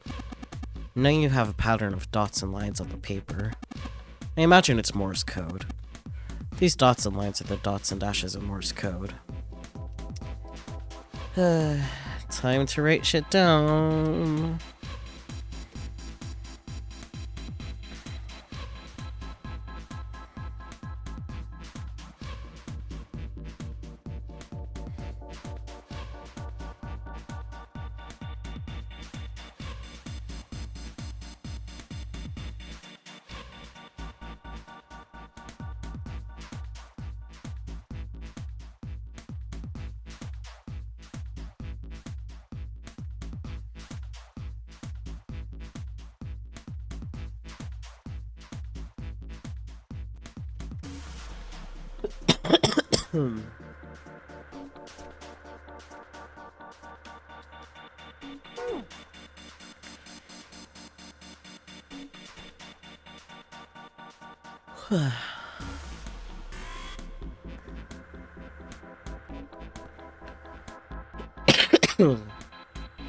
Alright, I've got the Morse code I'm supposed to enter. If I do this right, something will happen. I hope. Alright, let's give this a shot.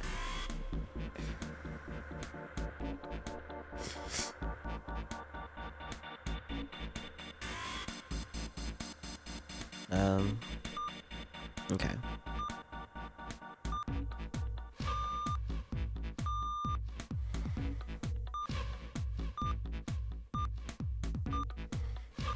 I guess I didn't have to write it down, but that's fine.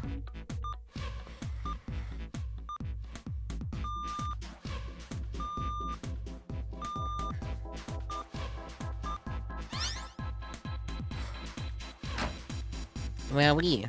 That's the last one, and... yes! Excellent work, Junpei. Good job. You seem to have figured it out. You've unlocked the drawer. Thanks, Ace.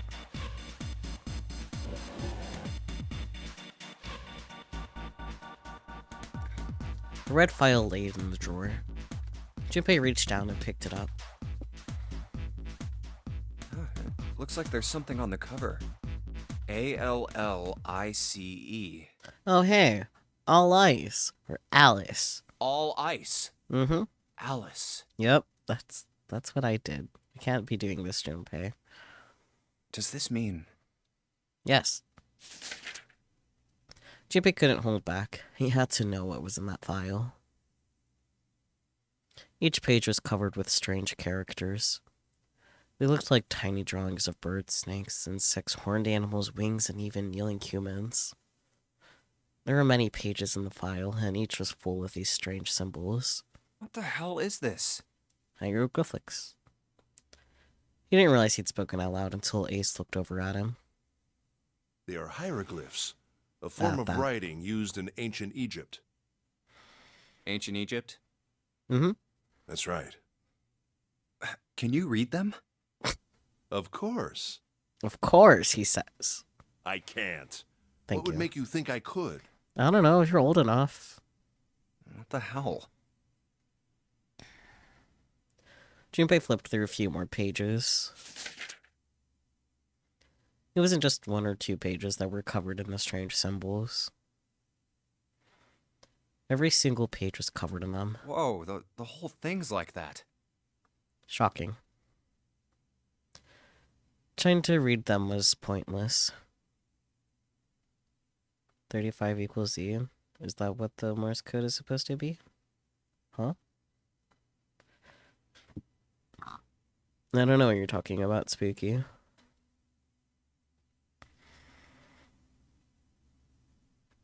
Junpei wasn't going to waste any more time with him. He made to close the file, and something fell out. Huh? What's this? He bent down and picked it up. Oh, a key card. There was a symbol on it that reminded Junpei of the symbols for the Saturn and Mercury key cards. This one, however, had a dot in the center of the male symbol. Uranus. That's the Uranus symbol. I believe it's pronounced Uranus.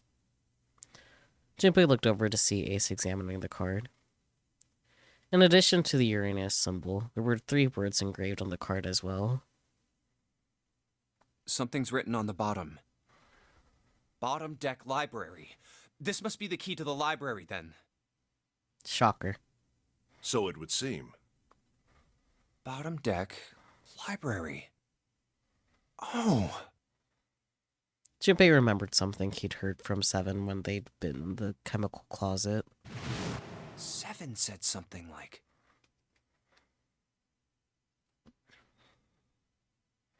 Alice sleeps in a small chamber past the Forest of Knowledge beneath the navel of the Gigantic. That makes sense. Could beneath the navel mean the bottom deck, and the Forest of Knowledge is the library? Makes sense. Then could Alice be in a room somewhere beyond the library? What's wrong? Something on your mind? Junpei blinked. Only then did he notice Ace looking at him. Curiosity and concern written across his face in equal parts. Yeah. I just remembered something. Is that so? What about? Well, don't laugh, okay? There was no reason for Junpei to hide his thoughts. He began to explain his theory to Ace. Then he stopped. It didn't make any sense if Ace didn't know who Alice was supposed to be. So he told Ace everything June had told him.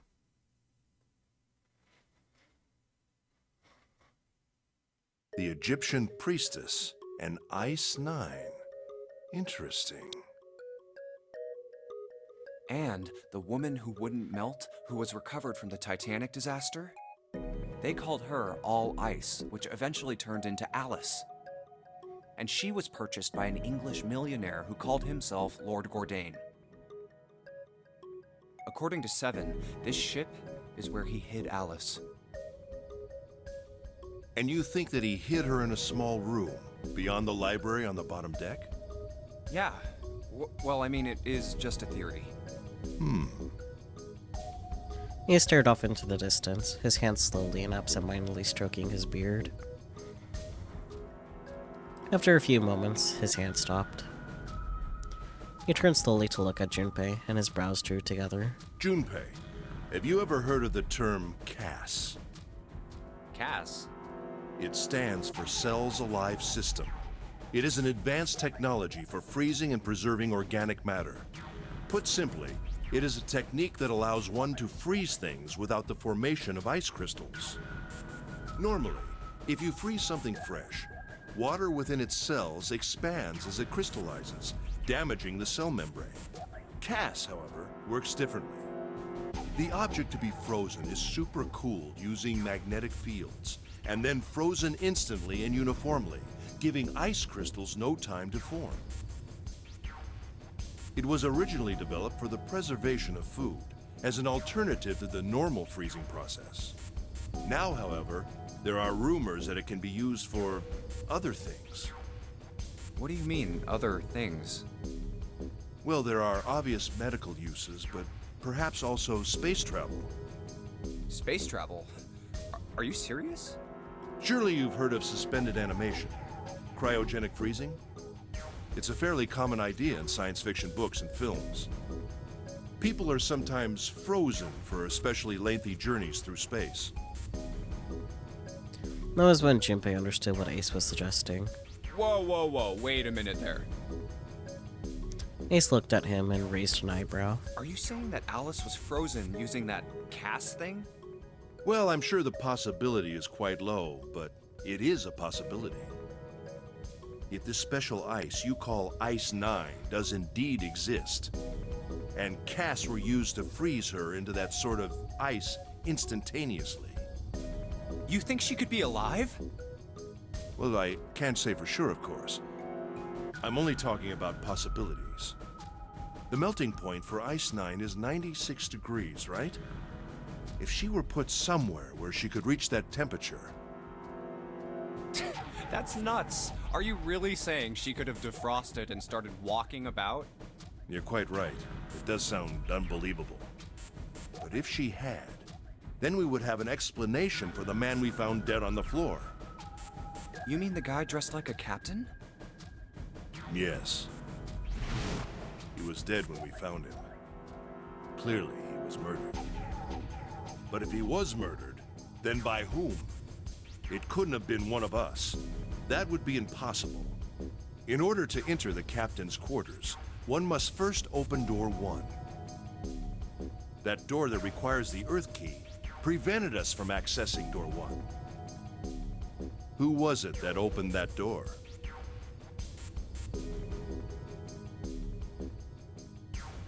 What do you mean it totally could have been one of you, Peachy? I'm not sure if you're joking or not. Santa and Lotus. Right. Clearly, the two of them could not have opened door 1, or any other door for that matter. Who else then could have done so?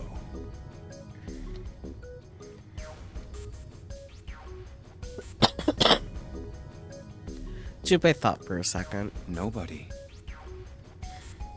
After Santa and Lotus used the Earth key, they turned back and met up with me and June. Then we returned to the large hospital room and found Ace, Seven, and Clover. While we'd gone into the shower room, Ace, Seven, and Clover had stayed behind. But it's impossible for those 3 to open door 1. But what about when June and I took the elevator to door 2? No, still won't work. We were only gone 5 minutes. No human being could have run to the captain's quarters, killed that guy in there, and run back that fast. It would be impossible for any of us to be the murderer. That being the case, who could have killed him? Wouldn't it make sense if his killer was someone who had been in the ship for some time? A person like that would know the ship well. They would know the locations of all the hidden passages and secret doors. The numbered door would mean nothing to someone like that. It would be a simple thing for them to enter the captain's quarters. Then you're saying the killer was Alice? It was Junpei's turn to raise an eyebrow. He drew his thumb across his lips thoughtfully. Well, this is all only one possible theory.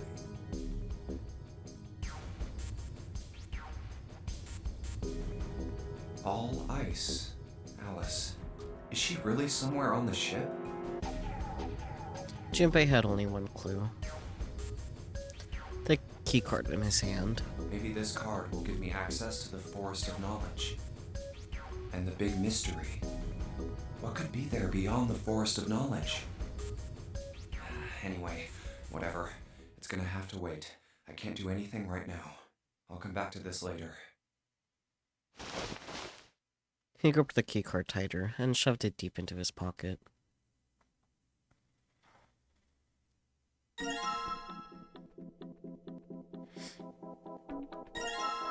The unique key.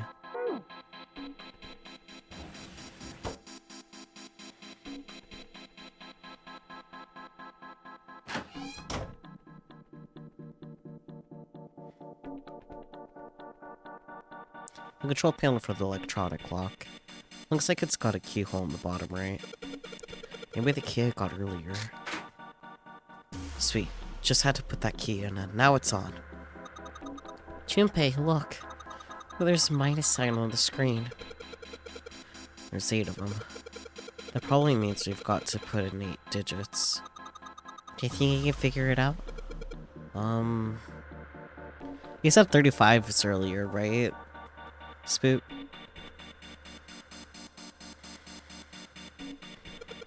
8 digits, huh? Let's put another 8-digit number. I press E to enter it. Mess up, I guess I just press C. Alright, let's give it a shot.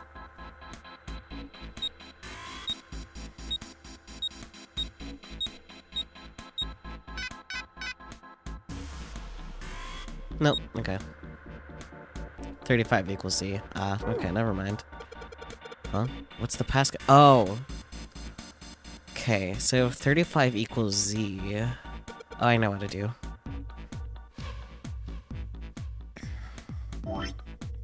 Not you.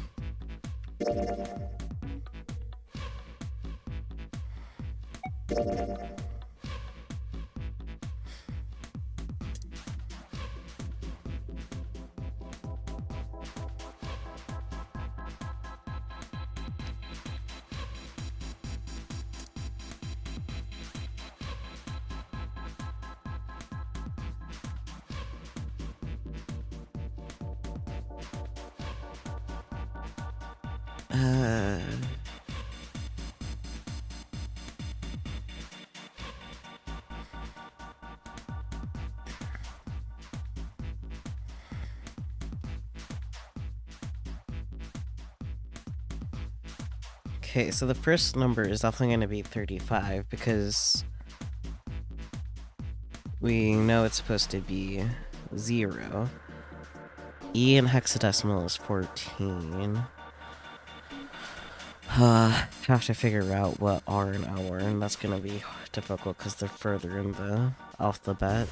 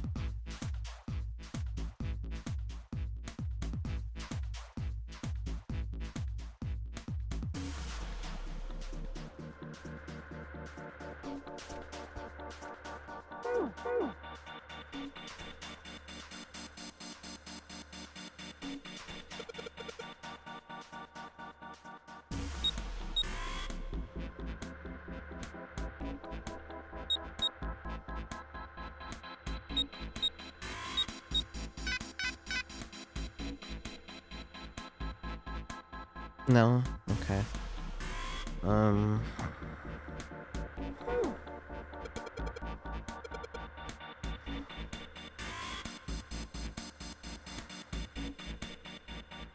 Yeah, okay, so I must have done something wrong.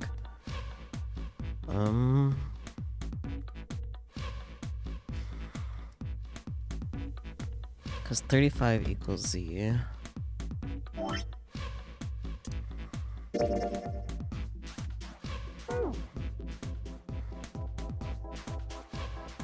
Which means the first number is definitely 35. Why do I have to know hexadecimal?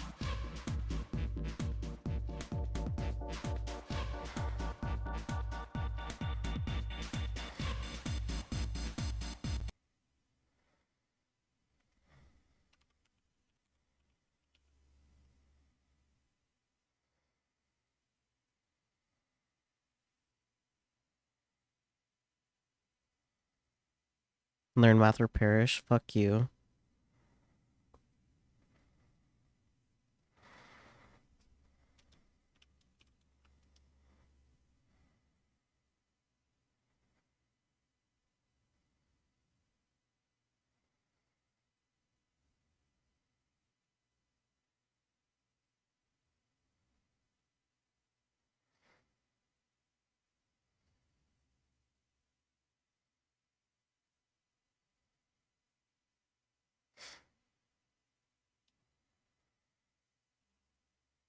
Bleh.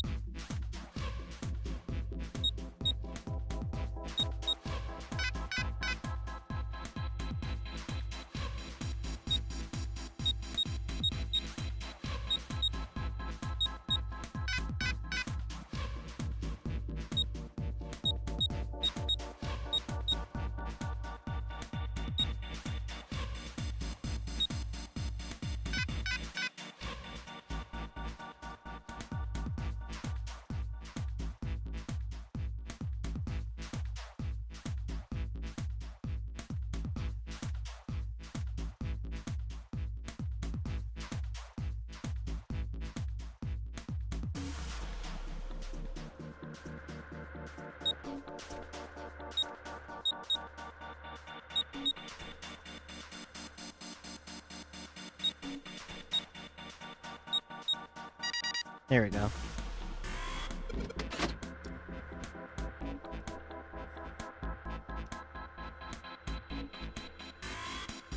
Yes, I understood what I was supposed to do, but it's difficult to match them up. Don't exactly have it in my head exactly what number position each letter is in the alphabet.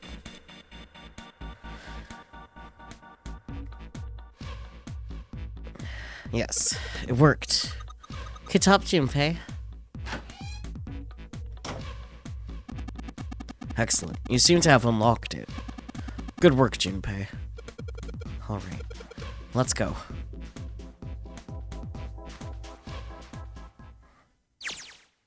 They stepped out of the captain's quarters and into another hallway. I didn't even use math. I literally wrote out the alphabet and then just counted. The hallway stretched out the hallway stretched out in front of Junpei for a bit, before turning left like a great backward L. All right, let's go. Junpei rounded the corner and took off down the straightaway. He ran, and ran, and ran. At the end of the hallway was a door. That's the next door. He made straight for it. Wait, a piece of paper. He was nearly halfway to it when he noticed a piece of paper in the middle of the floor. Junpei skidded to a halt. This is... Suspicious. He dropped down to his hands and knees and quickly tore the paper off of the floor. Map of the ship's interior for A-Deck. A map.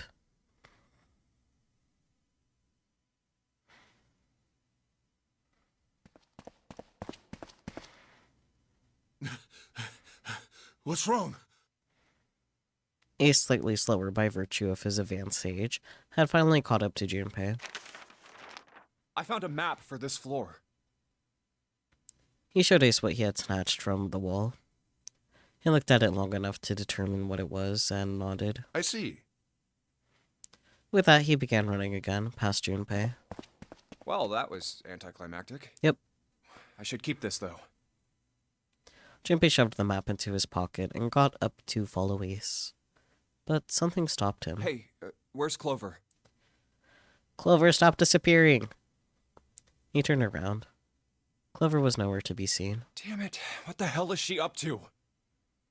Junpei muttered angrily under his breath and took off back the way he'd come. As he stomped around the corner, he saw her. She was standing in front of the door to the captain's quarters, her hand on the doorknob. Clover! Huh? As Junpei watched, she closed it gently and quietly. What the hell are you doing? Nothing.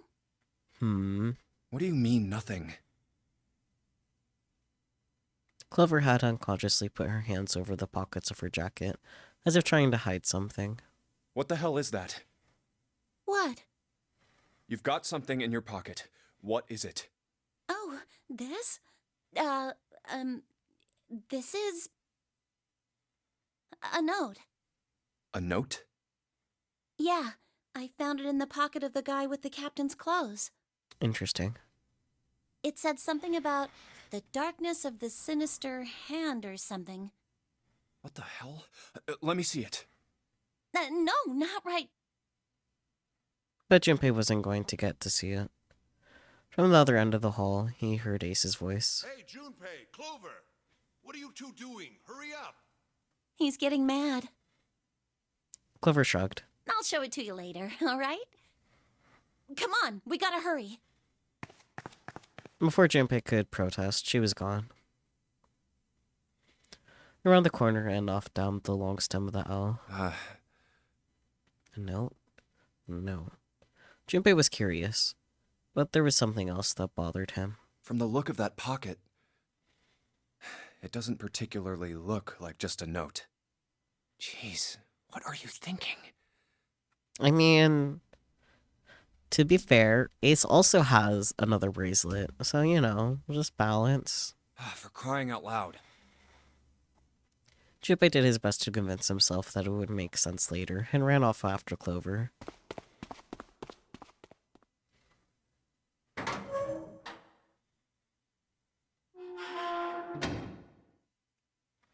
Fancy.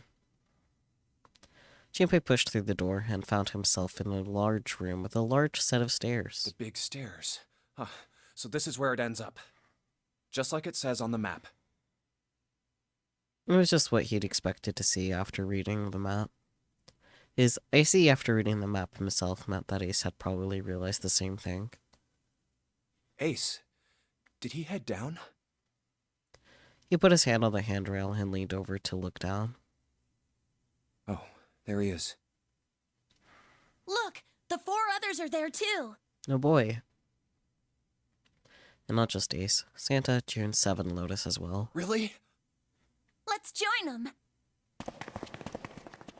Junpei and Clover glanced at each other and hurried down the stairs. They reached B deck at the same time. Jumpy! Clover! June's face was excited. Something had happened, that much Junpei could tell by simply looking at her. What's up? Given their situation, he was not inclined to be excited about sudden developments. June, however, couldn't contain herself. We found it! Found what? We found it! What did you find? The last door! We found door 9! What?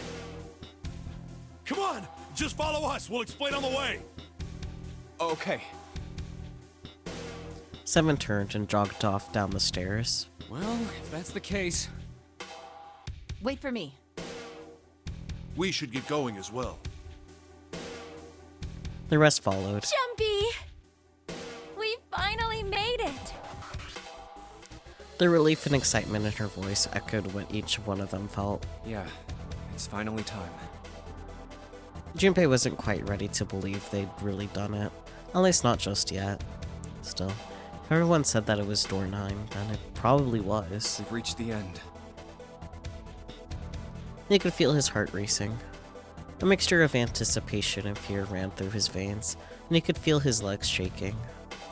He was doing his best to maintain a sense of healthy skepticism, but he couldn't deny the prospect of escape was an exciting one. Something's bothering me. Only 3 to 5 people can go through the numbered door. 7 of us are on our way to door 9. That means that, best case scenario, there will be 2 of us who have to stay behind.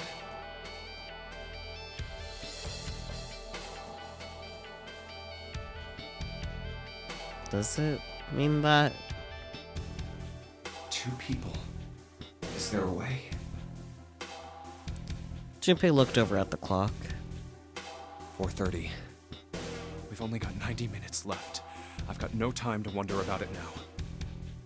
Hey! Junpei! June! What the hell are you two doing? Hurry it up!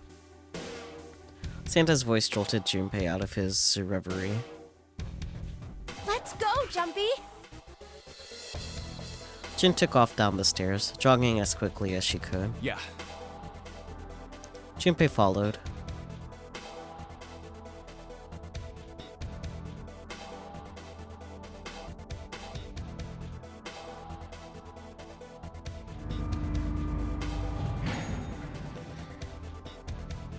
As a group, they piled onto the elevator and rode impatiently down to E deck.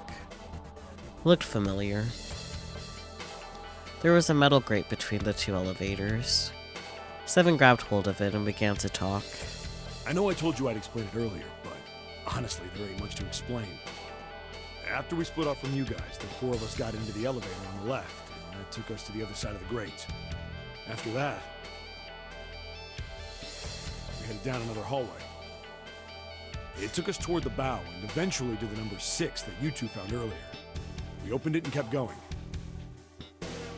There was another locked door behind it, like usual, but this time we had to complete 2 different areas before we could unlock it. I hope no one has the gun. Once we were through that door, there was another hallway that went the other direction, toward the stern. So, on your way, you found the elevator. That's right. So, in other words, you kinda did a lap, huh? You came from that side to this side. Yeah. With that settled, Junpei looked around. So, where's the number 9 door? Over here. Follow me. 7 began walking down the hallway that led toward the stern. Junpei and the others broke into a jog to keep up with him. By the way, They had been walking for a while. June in silent step with Junpei.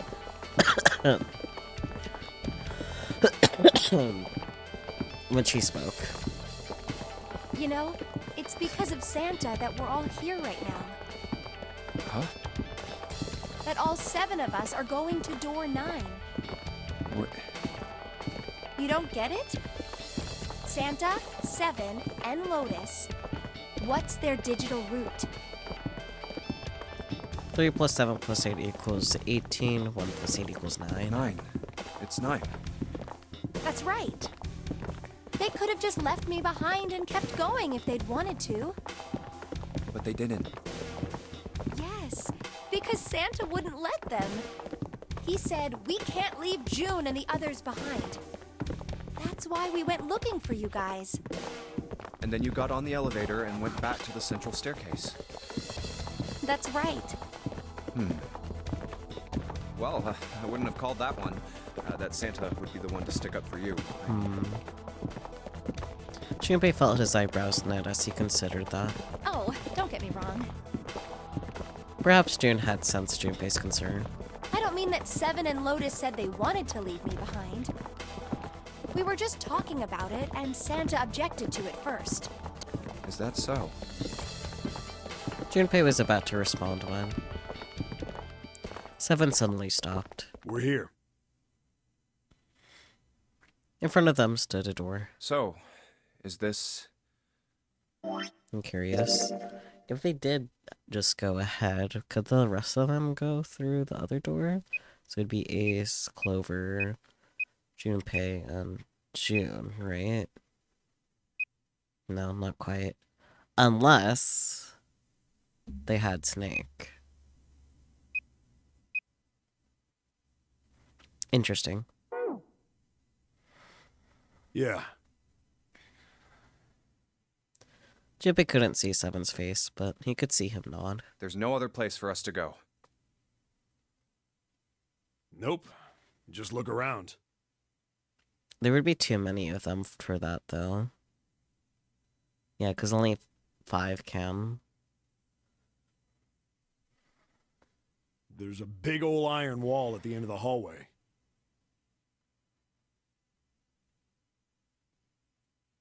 Right? That's math. Yeah. The other hallways on the left and right are blocked by metal grates. I see. It looked as though 7 was right. The door in front of them was their only choice. All right, let's get moving. Let's see. So say if it was 8... Well, no. It still wouldn't work. Like, assuming that to Lotus, to 7, and to Santa went ahead. Because they have 5 of them. They can't scan a 6th one. That's the main issue.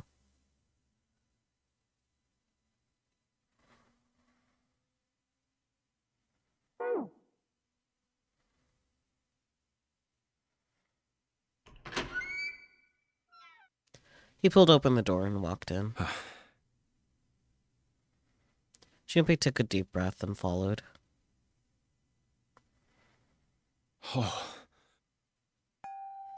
It appeared they'd been telling the truth. No way. The first thing Junpei saw as he entered the room was the number 9. Like all the others, it was a rough thing, made of red paint. The door decorated sat on the back wall of a rectangular room. Junpei ran up to it. The 9 door. It was a large double door with a powerful styling. Something about it was almost majestic, and it made the red paint look especially garish. We're finally here. Or garish. Junpei grabbed the handle and shook. It didn't budge, but then he hadn't really expected it to. The road was bolted to the wall next to the door. Its display read vacant. No doubt about it. This is door 9.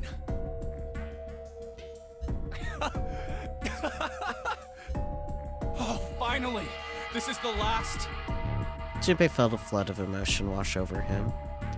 He felt a chill down his back, and his chest tightened even as his blood began to boil. There was a moment of complete silence. Junpei, look behind you. He turned around. Behind? What? Junpei could scarcely believe what he saw. Why? A door and a 9. There's another one?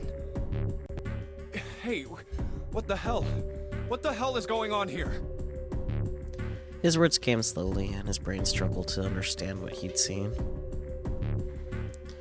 On shaky legs, he made his way to the second 9. It was a small door set parallel to the door they'd come through, but in the other corner of the room. 9. There was no mistaking the number, and if any more proof was needed, red was bolted to the wall near the door. There's a red there too! That means... And of course it won't open. He grabbed the handle and shook the door, not because he expected it to open, but because he had to make sure it was real. But why? Why the hell are there 2 doors? It was Ace who spoke first. Do you think perhaps one is the right door and the other is the wrong one? Lotus was skeptical. I don't know about that. It seems unlikely. What makes you say so? Well, think about all the rooms we've been through so far. They're full of puzzles, but there are always hints about how to solve them. I'm pretty sure there aren't any rooms where we just had to go with our best guess and leave it to instinct to solve the puzzle. Do you really think that at the very end of the game, Zero's going to suddenly throw in something that depends entirely on luck? Then you're saying there's some sort of hint in this room. No, I don't think there's a hint anywhere in here. I searched it very well when I was in here before. I didn't find anything that might have been a hint, though. Well then, that means...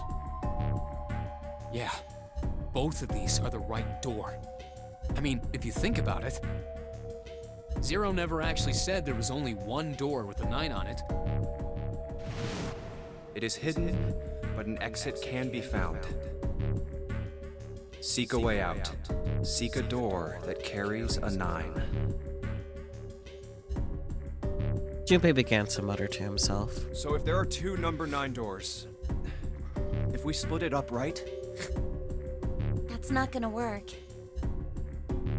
Junpei blinked and looked up at Clover. She held out her hand. You've got a notebook and a pen, right? Can I borrow them? Yeah, here. Slightly confused, he pulled them out and handed them to her.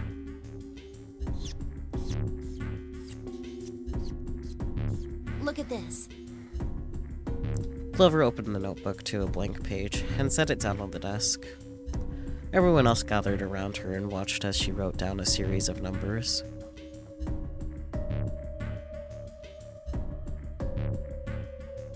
You get it? The numbers on the top are all the combinations with digital roots of 9. The numbers on the bottom are the people who don't fit. There's only 8 possibilities if we split up into 2 groups of 3 or 4 people. So... If 3 people go through the door, then 4 are left behind. If 4 go through, then 3 are left behind, right? yeah. Clover nodded, almost as if she were pleased with herself for solving a difficult math problem. No way.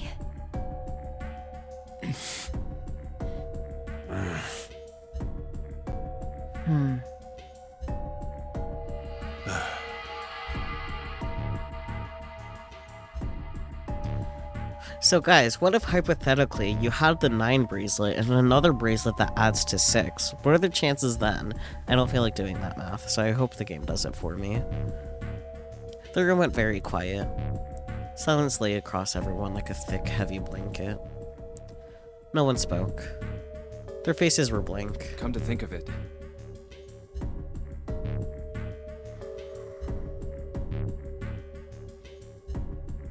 Desperate for something else to look at, Junpei turned his eyes to the room around him. what is this room? The walls were covered with candles. Man, if only Snake were alive, and in this very room, so true. The walls were covered with candles. The wavering flame made the shadows of Junpei and his companions look as though they were dancing. 2 rows of wooden pews filled most of the room. It looks like it's set up for some kind of ceremony. But what kind? Between them was a strip of rich red carpet. The carpet ran straight through the room, ending at the door that pointed to the stern of the boat. At the other end of the carpet, Is that an altar? It was a recessed pit. Blah, blah, blah. It was a recessed space set in the wall between the two other doors. Sitting on the raised section of the altar was a coffin. A coffin. A coffin. A coffin. No, it's not repeating. I'm just silly. A coffin? A coffin. No, it couldn't possibly be. No, that's definitely a coffin. But if it wasn't, then whose body occupied it? Maybe a steak. That was as far as Junpei wanted to pursue that line of thought, deciding not to think about the coffin for the time being.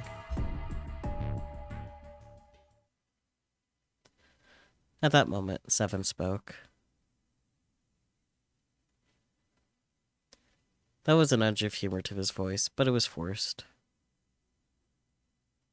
Okay, I give up. I give up. I figured if we sat around here long enough, someone would volunteer. But I guess nobody's got the guts to do it. What are you talking about? Junpei didn't understand, and he wasn't the only one. What? You guys didn't figure it out yet? Wh- Fine, fine. Let me enlighten you. Clover was mostly right with her little explanation earlier, but she missed something. She wasn't really wrong. She just... screw it. Let me just write it out. Huh? Seven snatched up the notebook and began to write in it. Everyone else clustered around him, desperate for a look. Oh. If you're trying to leave with a group of 3 and a group of 4 and get everybody out, Clover's right. But there's another way. Only one combination, though. If you split us up into groups of 3, 3, and 1, you can make this combination. Wait, this means... Don't get me wrong here. I'm not trying to copy Ace or anything like that. Even if he hadn't been the hero back in the big hospital room, I'd still be saying the same thing. The same thing? Are you saying? Yeah, I am. I'll stay behind.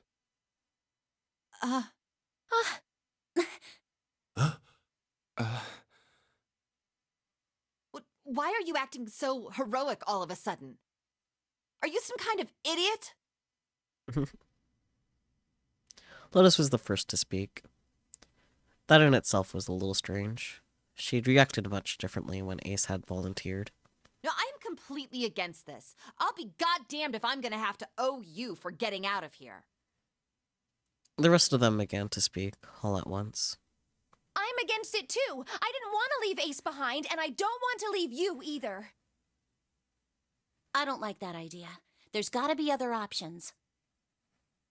I disagree as well. I can't say I care much for you being the hero. Huh? Get out of here, Ace. Finally, they quieted it down. Junpei looked at Seven. Well, there you go, Seven. Proposal denied. Clover's right. There's gotta be a better way than this. Seven made some noise that was somewhere between a blah, blah, snort and a cough. Doesn't make any sense. He was doing his best to pretend they were making a foolish decision, but Junpei could see the twinkling of water at the corners of Seven's eyes. Aw. That was when Santa spoke. Whoa, hold on a minute. I haven't said anything yet. Yeah, you haven't.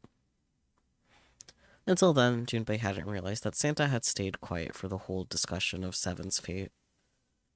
Something in his voice made Junpei uncomfortable. Are you... agreeing? You want to leave him here? Santa shook his head. Nah, I'm against it. I don't want to leave Seven here alone. Then I don't see how it matters. I said alone. Huh? I said I don't want to leave Seven alone. There was a dull shine in Santa's eyes. They were cold and hard. Junpei felt himself shiver. What the hell are you... What? You don't get it? I can't leave just one person. I need 2 more. 3 people, including Seven. I'll be leaving behind 3 people. That's my proposal. No. Those are my orders. Huh? What do you mean, orders? What the hell makes you think you can order us around? Who the hell's gonna listen to you? You all will. In 3 seconds, you won't have a choice. Oh boy, 3 seconds. What? 3, 2, 1. Santa was so fast, Junpei could barely see him. When he moved, it was almost like watching a dance. His feet moving like lightning. He spun and...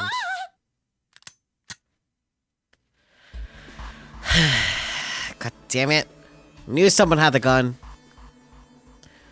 Yeah, June. See? I told you. His lips curled into a cruel, mocking smile. Huh? What? His shudder traveled the length of Junpei's spine.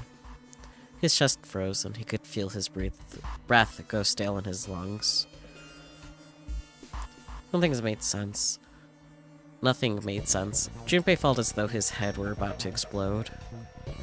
Santa's sudden change in attitude, saying that he needed 2 more. The gun in his right hand, the revolver. Santa had grabbed June from behind and pressed what Junpei's shaken brain identified as a revolver, roughly against her temple. Why? What the hell is that? Where on earth had Santa possibly found a gun? Junpei's questions roared in his mind, but his mouth refused to ask them. Seven spoke almost as though he had sensed Junpei's confusion. The gun's from the other room. What room? One of the rooms behind door 6. I should have known he was gonna do this. I should have taken that gun. Well, it's too late now, fat ass. Damn it! A mixture of fury and frustration twisted Seven's face, and he glared at Santa. Santa, for his part, didn't so much as flinch. The corner of his lips twitched into a slightly wider smile. Then, the smile faded, and it began to move. He walked backward, dragging June with him. Before long, his back was resting against the door. On the wall next to him was the red. He put his hand on the scanner panel, quickly, and then forced June to do the same.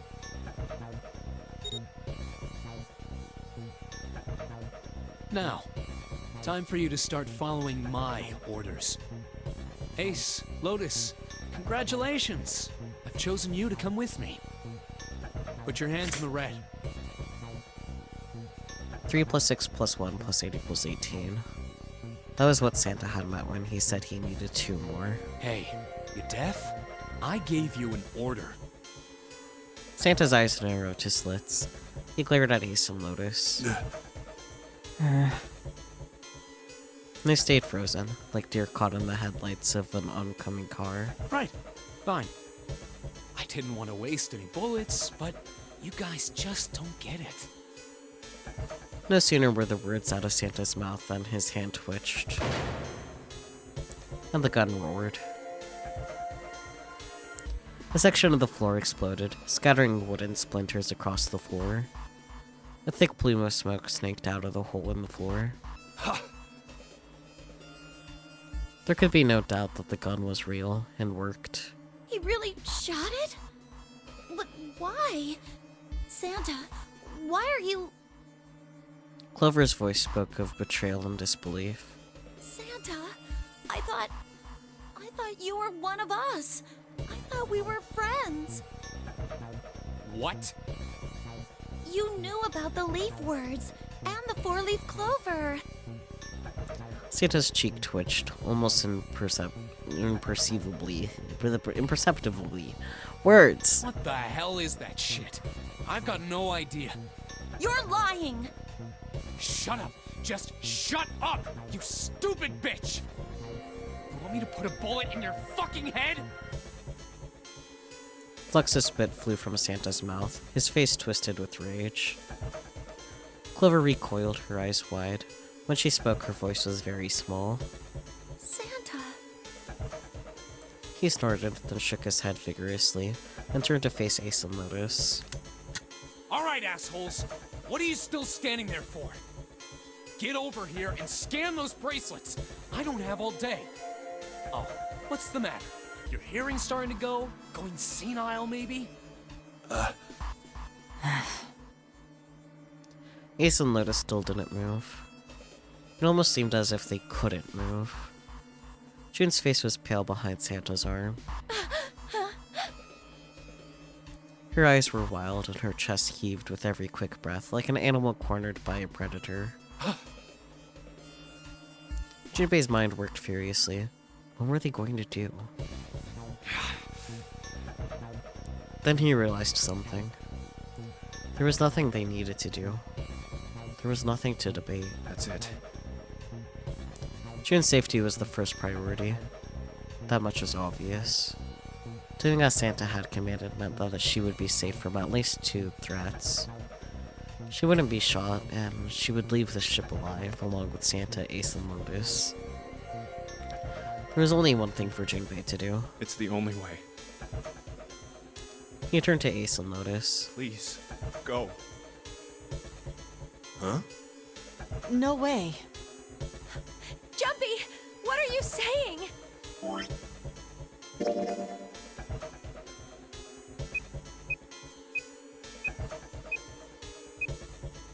Yeah, okay. If you stay here, you're going to be stuck, Jumpy. And so will Clover and Seven. I know. But you don't need to worry about us. We'll figure something out. Right, Seven? Right. You just leave it to us. It's gonna piss me off to do what Santa says, but... Don't worry about me either. There's still something I have to take care of. No, no! You can't! Ace, Lotus, don't come over! Don't worry about me! Please! June was almost crying. Junpei walked around behind Ace and Lotus. He gently placed a hand on each of their shoulders, Please. and pushed them toward the door.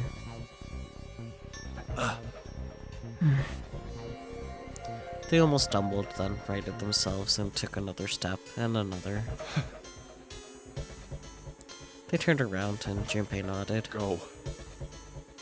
all right. Fine. Ace and Lotus turned around again, and walked slowly toward the door where Santa was waiting for them. After what seemed like an eternity, they stopped, in front of the door marked 9. Santa smiled. All right, now let's get those hands on the scanner panel. What's the holdup? What? You think I'm fucking around here? I don't give a shit about this girl. The red doesn't need a person, you know? All I need is the bracelet. You get it? Good. Now put your fucking hands on the scanner. I'm not gonna say it again. He shoved the revolver harder against June's head, and she winced. Fine. Ace sighed, defeated, and placed his hand on the scanner panel. Lotus went next. Lotus glared at Santa and slammed her hand onto the scanner panel. The 4th asterisk blinked on. Good job. Now, Lotus, pull that lever. As soon as the door opens, you get your ass in there. Try anything stupid, and you know what happens, right? Damn it. Junpei could almost hear Lotus' teeth grind. The door slid open. Door number 9 opened at last. It opened with a low, powerful rumble, a rumble to welcome the chosen few. Good. Go. Lotus and Ace walked through the door, their eyes furious but defeated. Santa waited until they were all the way inside, then hauled himself and June across the threshold as well. 6, 7, 8. Later. After exactly 9 seconds, the door swung shut. The gust of air it created caused the candles on the altar to flicker and die.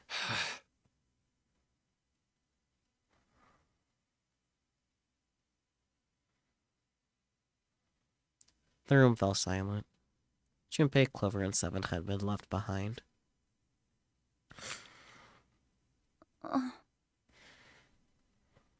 Clover looked down at her hand and traced with her finger the faint blue veins that crisscrossed them. Seven shoved his arms into the front of his overalls and scratched his stomach. No one spoke. Silence made the air feel thick and oppressive. Desperate for something, anything to occupy his mind, Junpei walked to the larger of the 2 9 rooms. Doors. He stood in front of it and looked at the red. The red engaged. He moved to the smaller door.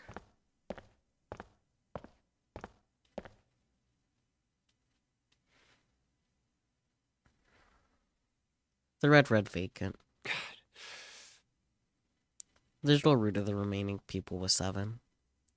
5 plus 4 plus 7 equals 16. 1 plus 6 equals 7. There was no possible way for them to open a door with 9 on it. Junpei touched the surface of the door. June. He thought about June, about Akane Kurashiki. Was she safe? That was all that mattered to him. If she was alive, if she had escaped this horrible boat, that was what Junpei prayed for. Seven came up next to him. He pulled off his hat, scratched his head, and sighed. So, what do you want to do, Junpei? Open that coffin. What do you mean, what do I want to do? What can we do? Open a coffin? Seven opened his mouth to respond when... Coffin! Noise echoed through the room. Someone was pounding on something vigorously. It wasn't mechanical. It was certainly human. Junpei and Seven looked at one another. What the hell is that? Shh, quiet! Clover motioned to Seven to be quiet. She put one finger to her lips and closed her eyes in concentration.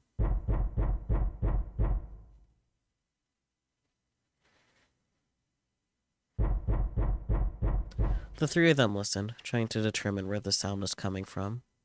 Where is it coming from? A coffin.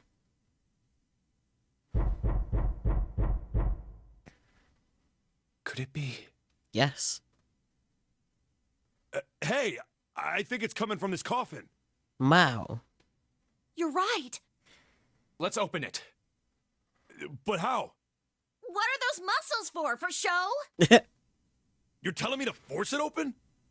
Just shut up and try! Junpei and Seven grabbed hold of the coffin. They tried to get a good grip with what little purchase they could find and pulled with all their strength.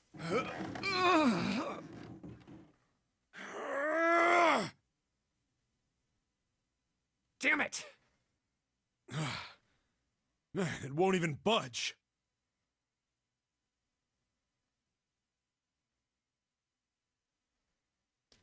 There was some sort of keypad attached to the coffin. Its purpose would not have been difficult to determine. Their eyes were almost immediately drawn to it. Not another one. Yeah, looks like it. Do you think we have to put in the right password or it won't open? I think so. The noise wasn't stopping. In fact, it was getting louder. Whoever or whatever's inside this thing wants out. And now. I know that. But how? Without a passcode, I don't think there's much we can do. And they couldn't even tell how many numbers the passcode needed to be. Isn't there a hint somewhere? Well, let's look for one. How about the note you have, Clover?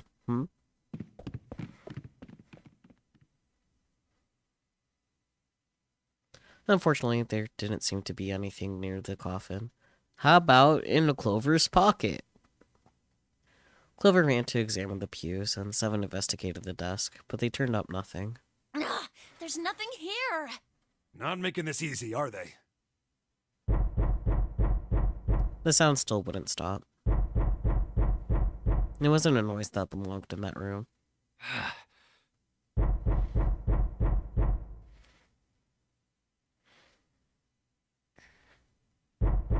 What's the passcode? What am I supposed to do? How can we figure it out? I need something. The world blinked. Suddenly, there was a voice inside of Junpei's head. Truth had gone, truth had gone, truth had gone. Now the truth is asleep in the darkness of the sinister hand. Wait, what? What the hell was that? That voice? Junpei was utterly and completely baffled. Huh? What? What's up?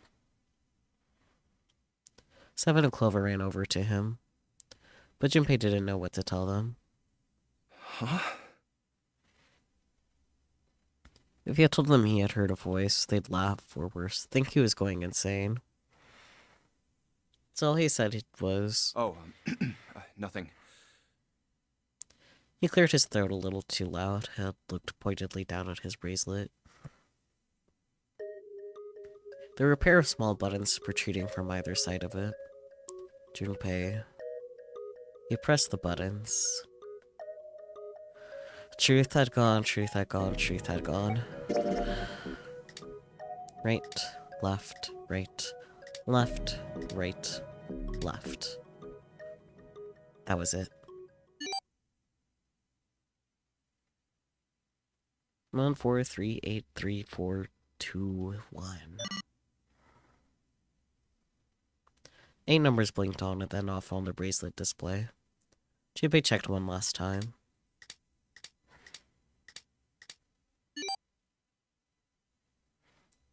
One, 4, 3, 8, 3, 4, 2, 1.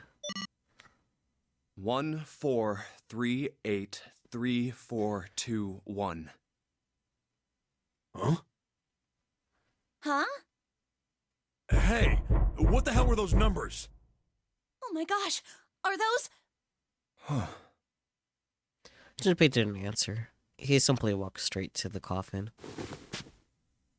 He knelt down in front of the keypad, running over the numbers in his head so that he wouldn't forget. 1, 4, 3, 8, 3, 4, 2, 1. 1, 4, 3, 8, 3, 4, 2, 1.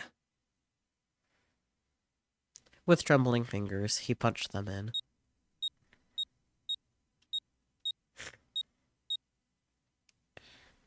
One, 4, 3, 8, 3, 4, 2, 1. That was all of them. He punched in the E button. There was a moment of complete silence.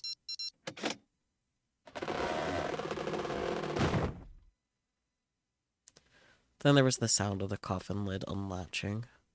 Someone sat up out of it. No way! What? Why are you...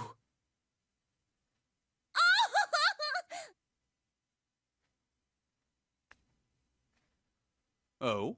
Is that you, Clover? I apologize for worrying you. Were you just taking a nap, buddy? Snake! You? Why? Junpei? And Seven? Is that you? Is everyone else there as well? No, they went on ahead with a gun. Just like Rip Von Winkle. Still, it was very much like Snake to simply cut to the heart of the matter and ask. Oh.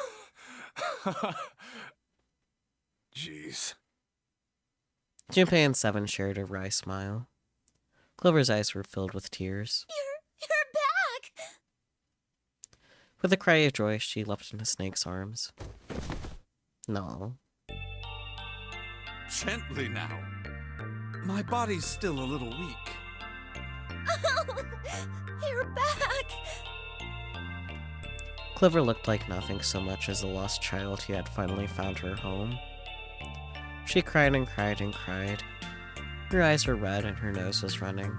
She hiccuped and gasped as if she were about to begin hyperventilating. You're back! You're really here! Her voice was happy, but almost desperate, as if she feared he would disappear again if she stopped talking to him. Tear after tremendous tear rolled its way down her face. Her small arms strained as she clutched Snake's body as tightly as she could. Perhaps she had to convince herself he was real. Perhaps she was worried he would be gone the moment she let go. Perhaps she simply didn't know what else to do. You're back! Come now, what's gotten into you? You're acting as though I've returned from the grave. I mean, you are in a coffin. Not as though you did. I really thought you were dead. Huh? You jerk! Idiot! Idiot! Idiot!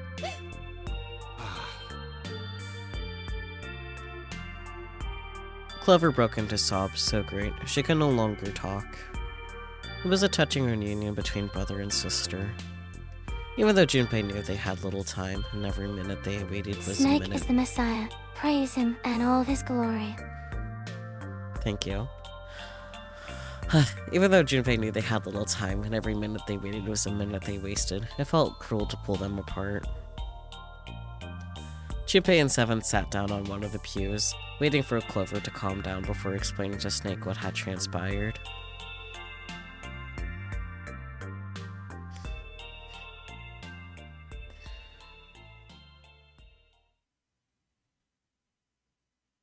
I see.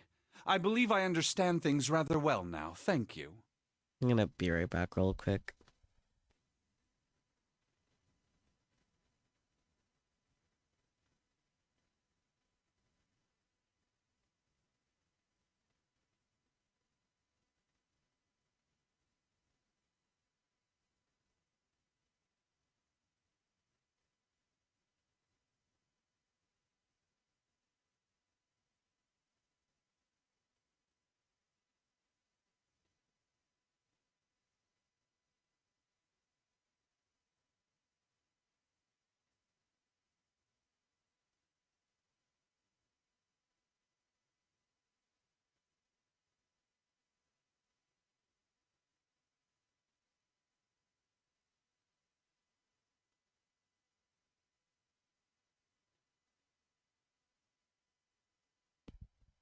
I thought that too, Peachy, when he said that.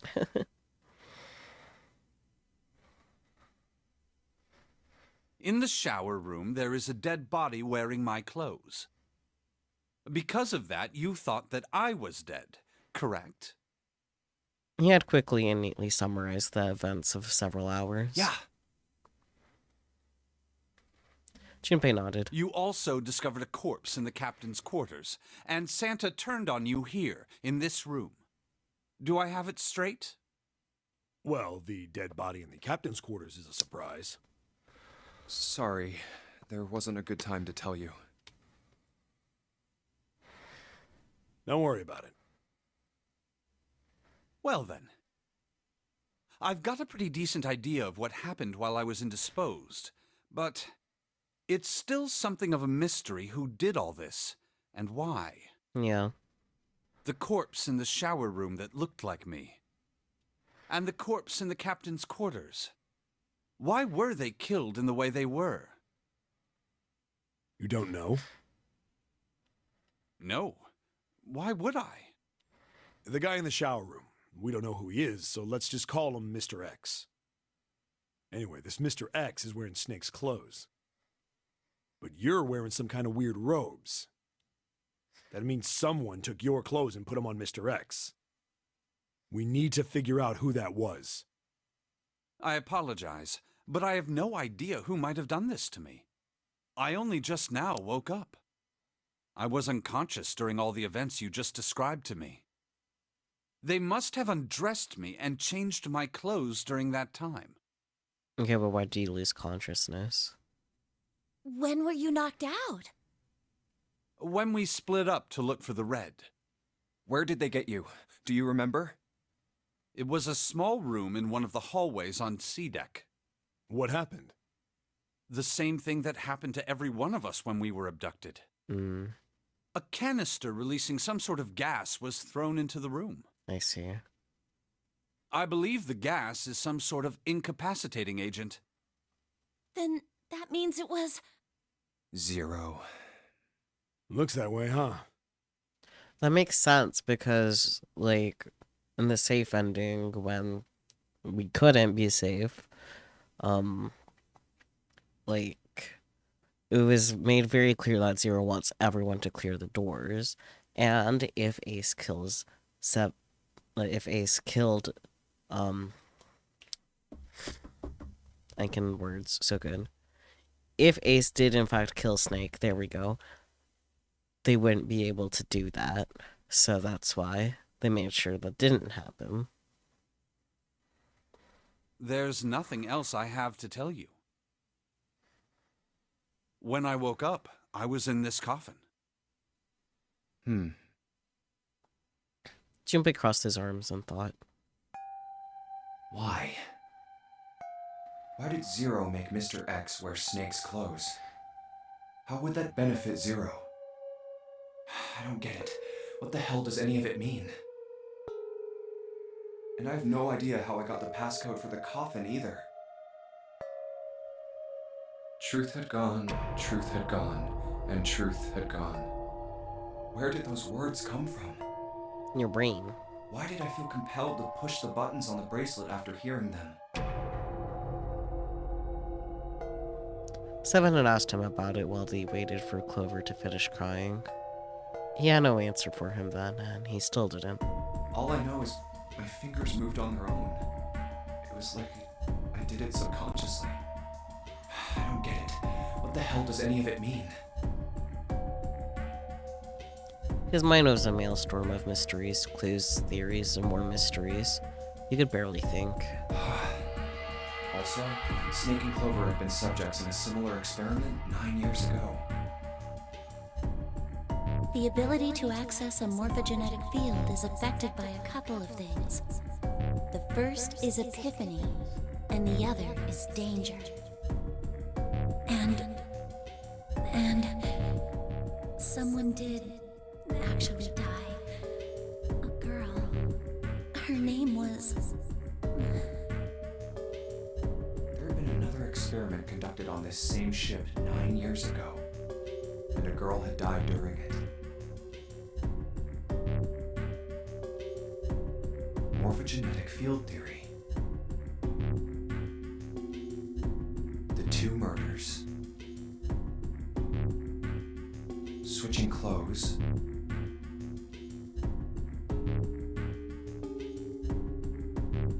The nonary game. Whenever strange thing was happening to Junpei himself, the maelstrom in his head spat out words and ideas that disappeared back into the normals as soon as he grasped them. But as he struggled through them, Junpei began to realize something. There was something that tied all of them together, and the point connecting the dots. Zero. He's the ringleader. The person who trapped 9 of us on this sinking ship. Mm-hmm. Zero should know everything. No shit. If we can uncover Zero's identity, all of our questions will be answered.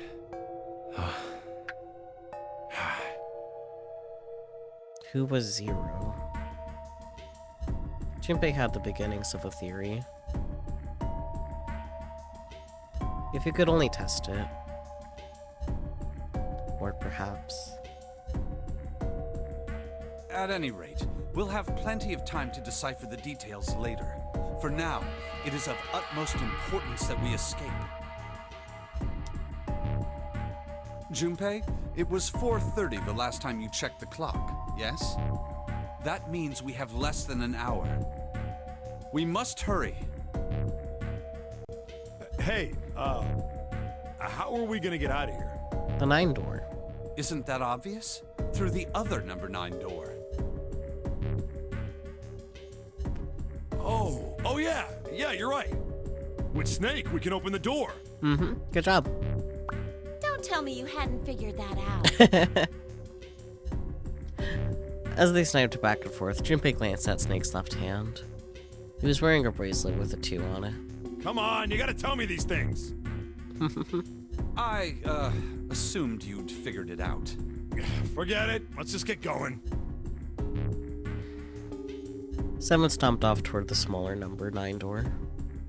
Clover, Snake, and Junpei followed. Seven quickly laid his hand on the red. An asterisk appeared on the screen.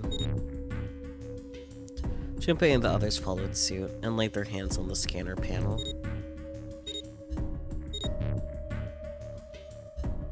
Soon, there were 4 asterisks on the screen. Seven glanced at them, then laid to his hand on the lever of the red. All right, you guys ready to go? Yes. Yep. Junpei paused for a moment. Not yet. Huh? Before we go in, I'd like to check something. You want to check something? Yeah, but before I do, Seven, could you pull the lever? I want to make sure we can verify with just the 4 of us. What do you mean? We don't need... Just do it, alright? But if the door opens, don't go in yet, okay? Please, this is really important. I really need to check this, okay? Work with me here. Junpei looked directly into Seven's eyes. The older man looked back for a moment, then nodded. Fine. Seven pulled down on the lever, and door 9 creaked open. Then they waited. 6, 7, 8. After 9 seconds, the door closed.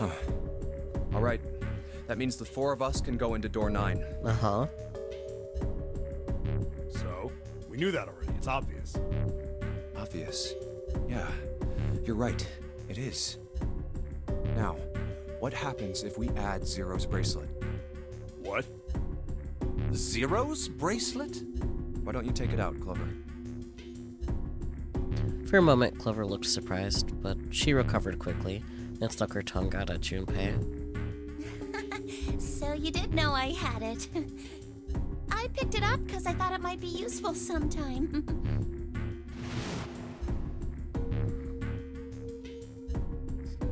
She reached into one of the pockets of her voluminous jacket and produced a bracelet. Junpei took it from her and turned to Seven. This was on the left hand of the corpse in the captain's quarters. If you look at it, you can see it's got a 0 on the face. Just to make this a little easier to talk about, I'm gonna call the guy we found dead in the captain's quarters, Cap. Then I should be able to open door 9 with just me, Clover, and his bracelet. 5 plus 4 plus 0 equals 9. So the big question is, if Cap is the mastermind of this game, would he really put one of these bracelets on? Anyway, let's just give it a shot. Clover, give me your hand. Okay. Now the captain's bracelet. And pull the lever. However,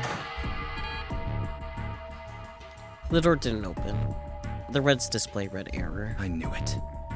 Now, what does this tell us? Maybe the bracelet has to be on your wrist in order for it to work? No, that's impossible. Did you see how the panel showed a 3rd asterisk when I scanned Cap's bracelet? Whether or not it's on your wrist doesn't matter. All you have to do is put the bracelet near the panel for it to register.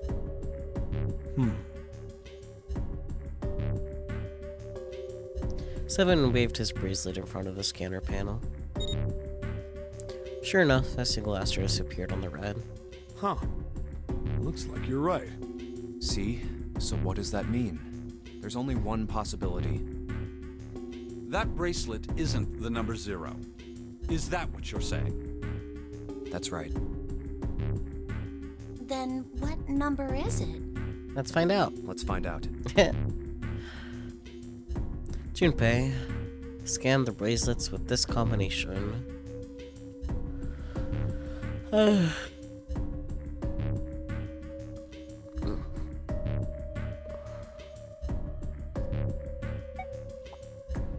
Let's try 7, me, and Cap. 7 Junpei equals 7 plus 5 equals 12, 1 plus 2 equals 3. If this combination opens the door, then Cap's bracelet is number 6. What do you think Cap's bracelet is? 6? Hey, it opened! The door opened! Relix, did you forget that we did the safe end already? What? Why? What does that mean? Both Seven and Clover seemed rather shaken as they turned to look at Junpei for answers. Good job, Relix. As they turned to look at Junpei for answers, the door slid heavily shut. Junpei raised an eyebrow. Isn't it obvious?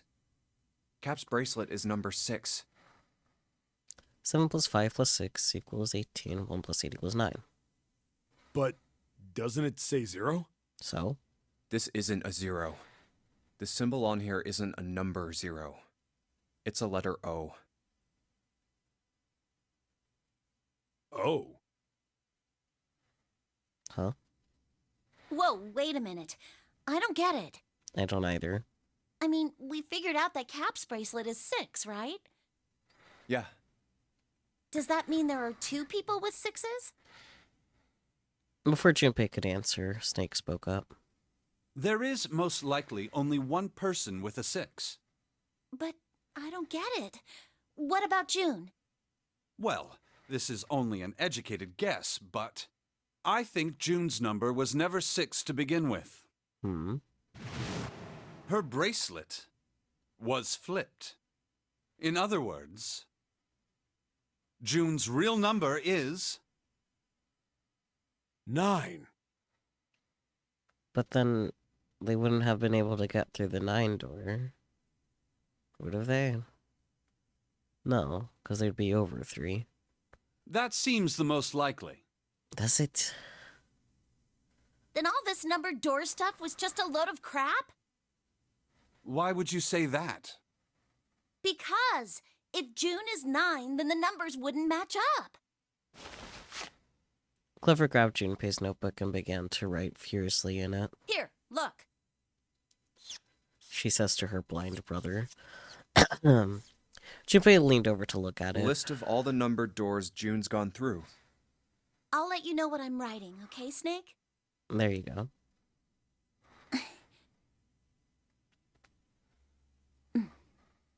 And that's everything.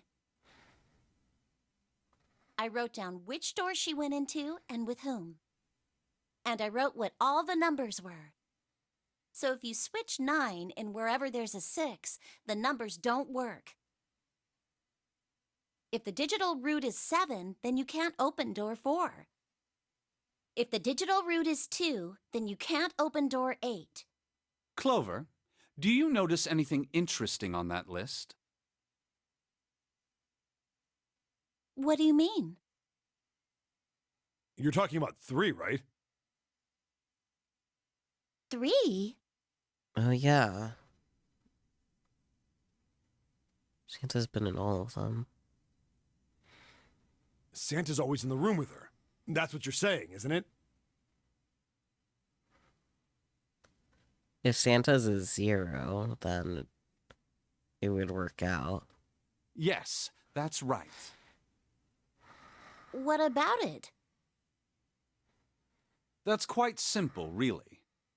You told me that the first time you came to this room, Santa was the first to refuse to leave June behind. Because it would expose that his bracelet is 0. Now, doesn't that beg the question why? Why would Santa do such a thing? The answer is easy. Because Santa can't open door 9 with only 7 and Lotus. Does that mean there's 2 9 bracelets then? Because then Ace wouldn't have been able to do his shit with the 9th man's bracelet. Hell, the 9th man wouldn't have been able to open door 5. Of course, there's only one reason for that. His number isn't actually 3.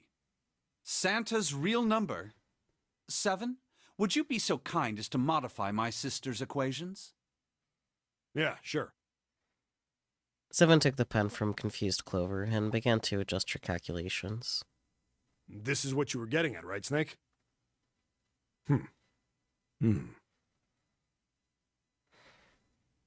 He read out the changes he made when he finished. He looked at Snake. Snake smiled. Thank you. That is exactly right, Seven.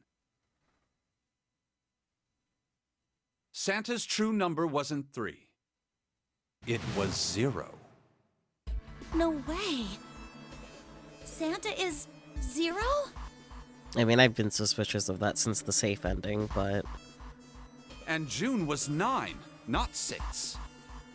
Conversely, Santa was 0, not 3.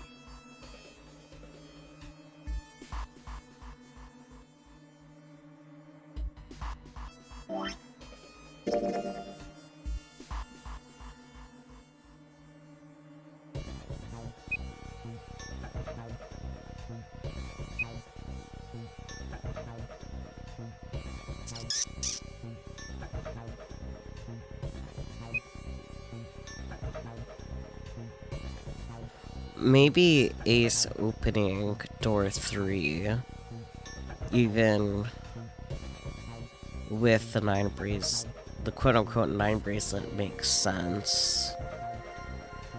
Because, like, it wasn't actually Snake, so it wasn't actually 2 that got scanned.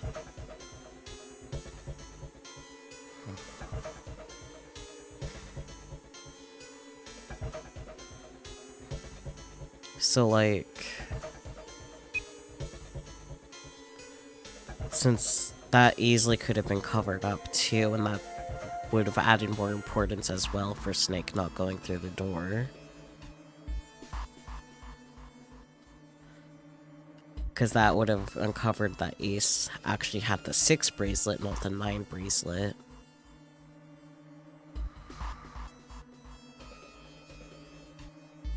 Yeah. But then what about door 5? Yeah, because it was... Yeah, no, that wouldn't have worked. Yes, I understood that you said 2 9 bracelets, but it hasn't been confirmed in the story yet, Relix. I'm not gonna hope that you're not intentionally spoiling me either, so...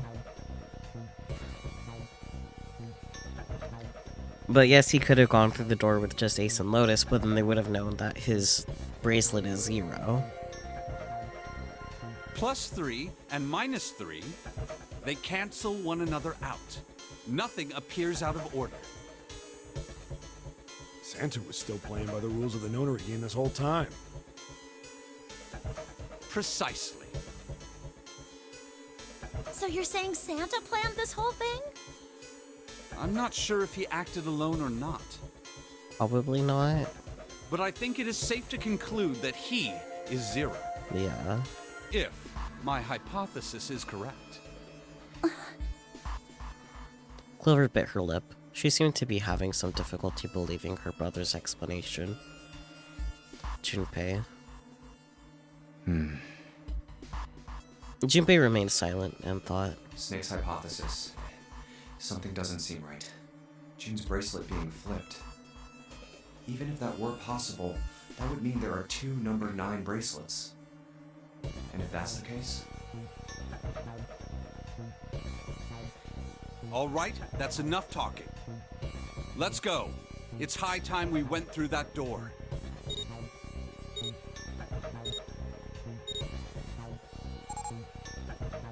Door 9 opened. They leapt through. It's right there. The dead was directly in front of them as they came through the door. Quickly, they scanned their bracelets.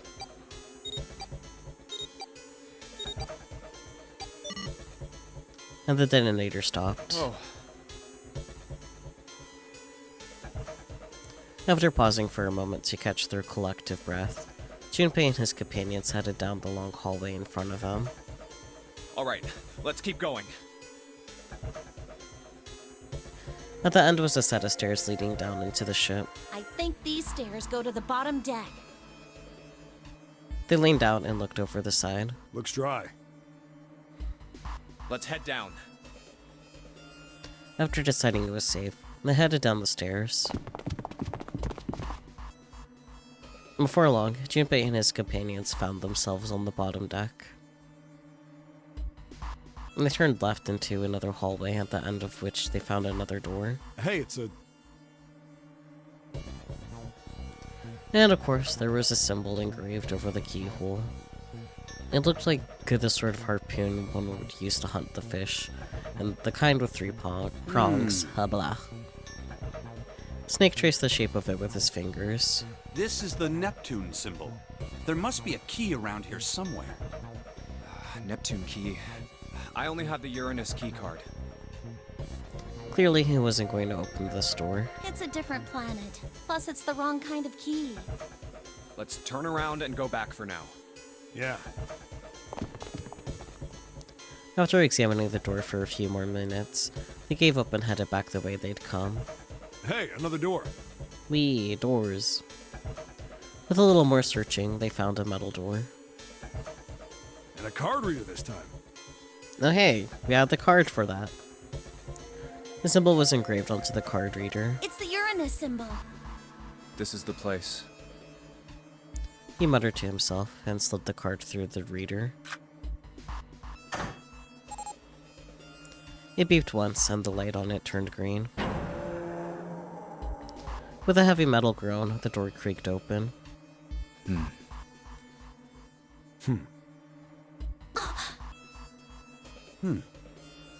Junpei, Clover, Snake, and Seven looked at one another, nodded, and stepped through.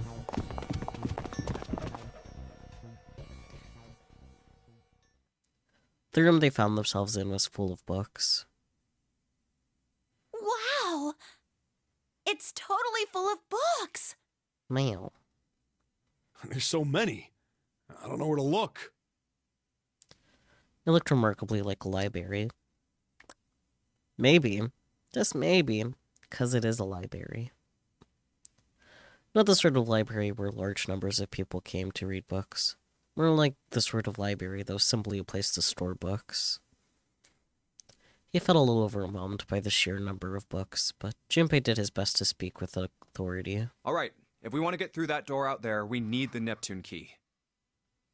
I say we split up and look for it. Okay. Very well. Sure thing. Good.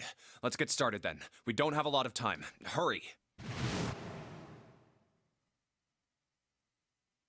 Alice sleeps in a small chamber past the Forest of Knowledge. As he began his search for reasons he didn't fully understand, Junpei felt those particular words float through his mind.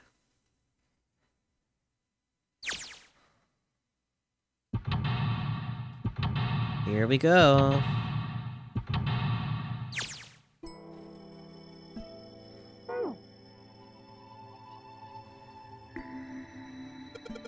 There's a note on that table. Lights to the books. Huh? What does that mean? Interesting. Well, intelligence often hides itself in darkness. Have you ever thought about the pages of a book? Each page only sees, maybe 2 or 3 minutes of light before the reader is on to the next? They spend the rest of their lives locked in the darkness. Rather like myself. That's horrible. Oh, don't get me wrong. I'm not complaining, not at all. I live in the darkness, yes, but that has gifted me with the ability to catch the truths others might miss. I can hear the voices hidden in the darkness, you might say. It's a coat rack, like a place where you can hang coats and hats and stuff. Well, this one's not too big, so maybe just hats.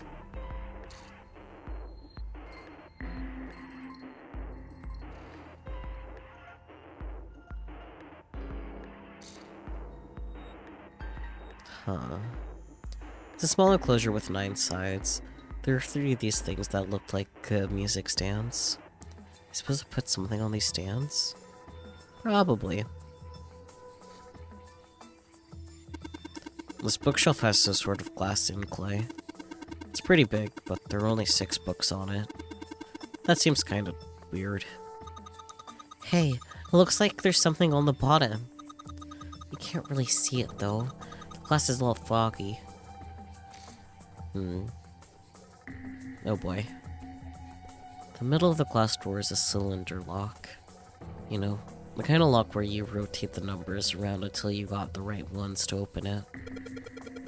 What the hell is this? It's like they just gave us the answer. I guess I might as well give it a shot. What? Oh. Wow, okay. I'm still gonna write that down though because my memory's shit. Sleep Al Relix, thank you so much for popping in and hanging out. I appreciate it. 6, 3, 2, 4, and 5.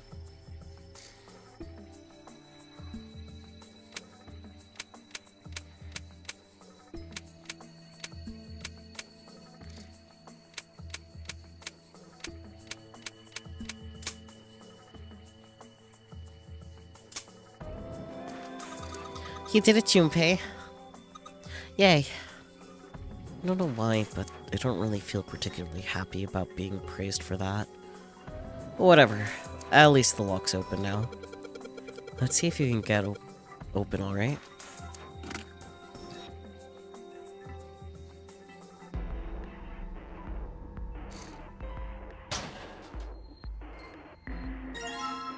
Powerful light bulb.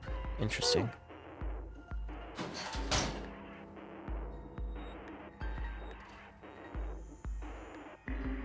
There are 3 lights in this thing. They aren't very bright, though. Hey, didn't we find something kind of really powerful light bulb earlier? Why don't you put it in one of those lights? Yeah, well, it'll get a lot brighter, but if there are 3 lights, that means 3 light bulbs. There won't be much point unless we can replace all 3 bulbs. We need 3 light bulbs, huh? Alright. Noted.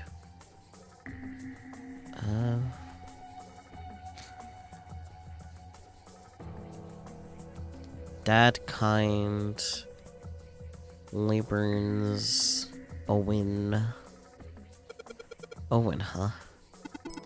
Owen isn't enough to go on.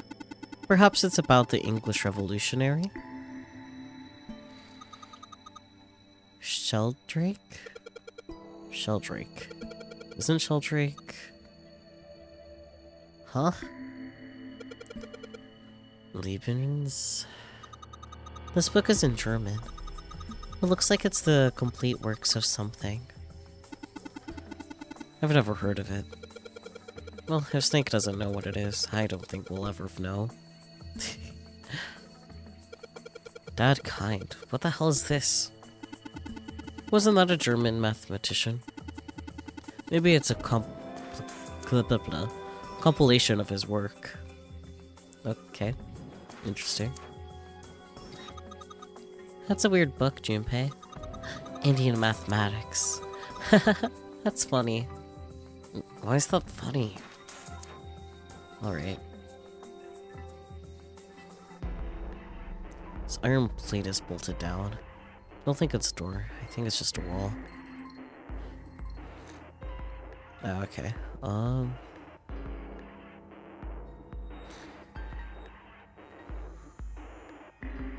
Scaffold set up in the shape of a cross. That's nice.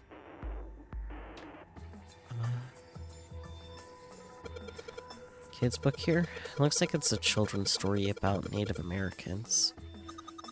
Don't you think it's a random book like that kind of suspicious? Maybe you ought to hold on to it. Interesting. Look, this one says Cultural Heritage of Rome. But that's gonna be serious inheritance tax. What's Hellenism? I think it's something like a fusion of Greek and Oriental culture. Alright, that's suspicious. What's the deal with these titles? They're all just gibberish. Hey, what if we, like, switch them around? Switch them around? Yeah. If you move them around, maybe it'll spell something. Oh, I get it. Yeah, heck, it's worth a shot.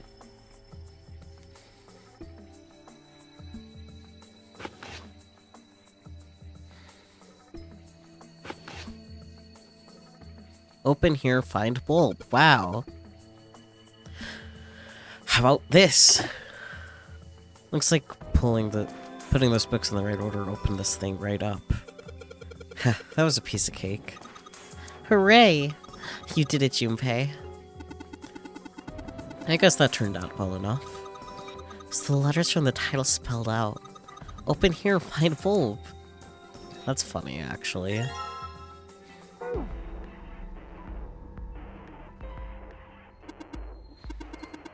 Are property values going out in space too these days? Yeah, because times are tough for aliens too. This line says cosmic inflation. Oh, this one says. Interesting. What's this? An overview of conformal field theory? Ah, well, it's a theory that posits an... Nope, I can't read those words, Snake. Knock it off with this science voodoo stuff. You're trying to put me to sleep. Trying to make me twist my tongue.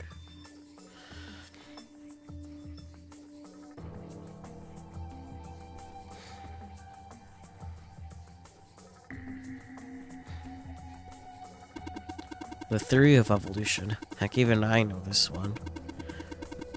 This is that Darwin guy, right? Well, yes and no.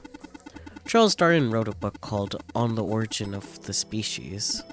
In it, he put forth his theory of evolution. Yeah, I remember that part. He called it natural selection. Exactly.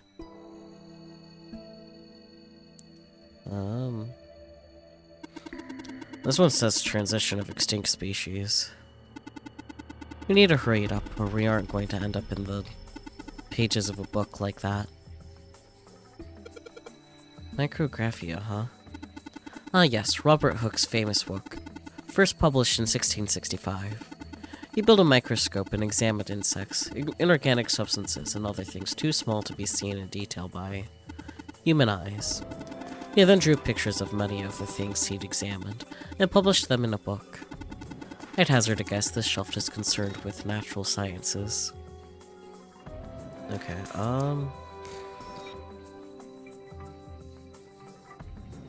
another one? Oh no, that's the same thing. I'm just silly.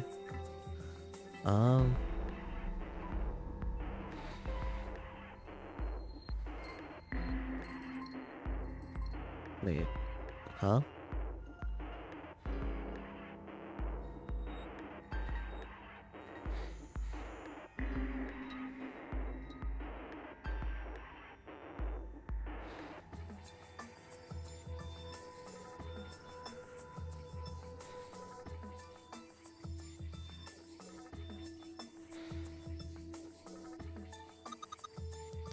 Paleontology. This one's about fossils, right? Ammonites are pretty nasty looking.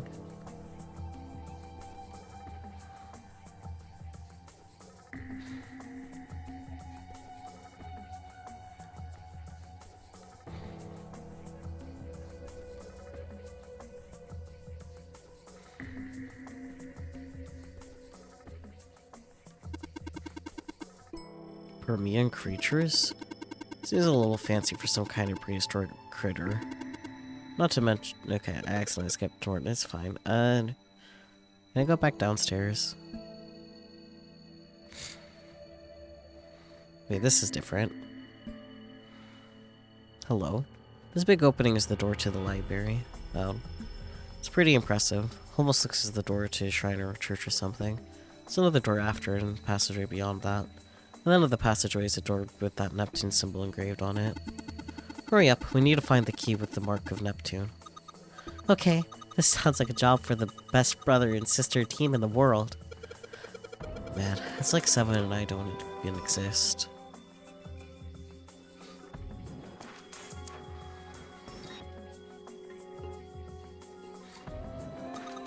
This one, it looks just like that picture book from earlier. The one with the pop-ups. You think they're part of a series of something? They do have the same binding. I see.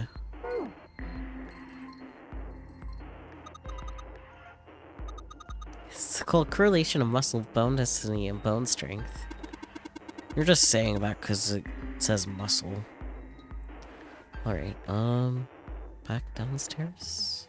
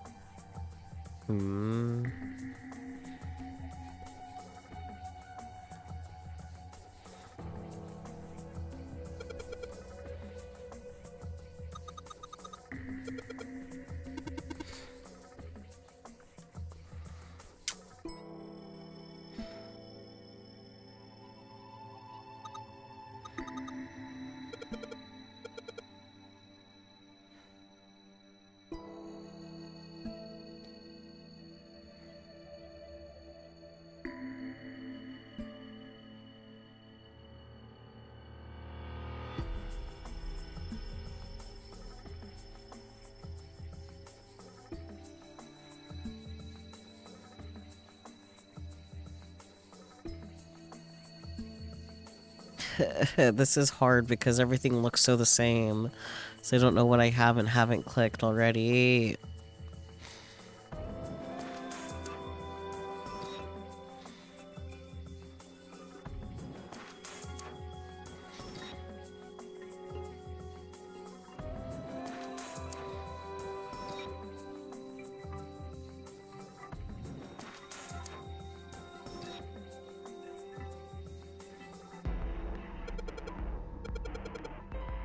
The Pythagorean theorem. This is a famous one. Sounds like there are a number of math books in this section. Algebraic number theory. Math, huh? There's another one like that over here. You mean something like primary number theory, or analytical number theory, or geometry? Oh my gosh, how do you know? Nobody said anything about those. Well, number theory is usually split into 4 chief disciplines. If there were a book named Algebraic Number Theory, I took a wild guess the other 3 would be there as well. Looks like I was right. Goldbach's conjecture. Conjecture? What's it about? Like magic or physics stuff or something? Right, I bet it's about jewelry, isn't it? It may have an odd title, but it's actually a very respectable mathematics book. It deals with one of the unsolved problems of additive number theory. Sorry I said anything. Look, let's not get into this right now, okay? Indian mathematics. It says Riemann hypothesis. What is there to hypothesize about Riemann? Isn't it pretty straightforward? Heavens, no. There are many factors. Length, girth, lubrication, or lack of. It's an exciting and rapidly growing field. Well. Uh-huh.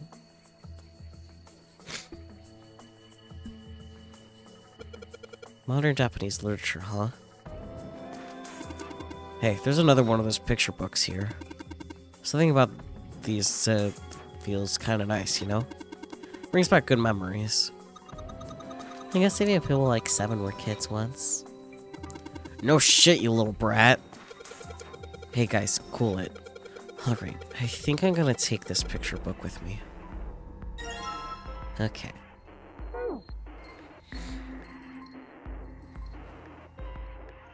It's a small enclosure with 9 sides. There are 3 of these things that look kind of like music stands. Am I supposed to put something on those stands? Fine, okay.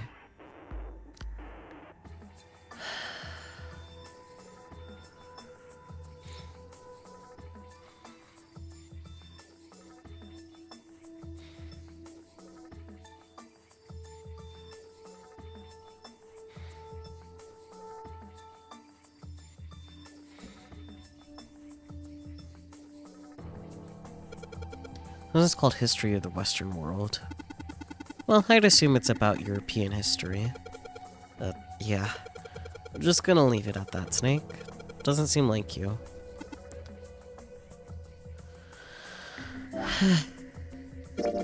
It's got a magic wand on it. Okay. So, what's inside? Well, aren't you going to open it? Pretty sure it's just gonna have pages inside. Whoa!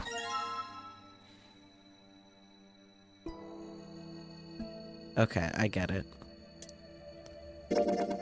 This one has some Native Americans on the book. Hey, Junpei, take a look at this one. Native Americans, huh? Maybe it's got some... Whoa. Yeah, I get the idea. There's a baseball on this one. Come on, Junpei, let's see what's in it. I'm gonna go out on a limb here and say it's probably baseballs. Whoa. Head?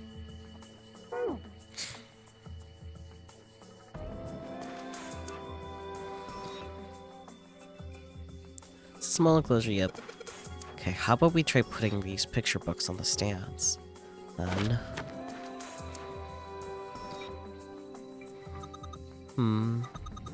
This is a little weird. Shield something? Anyways, I gotta find that last light bulb, but I have no clue where to even look. Because I feel like I've looked everywhere.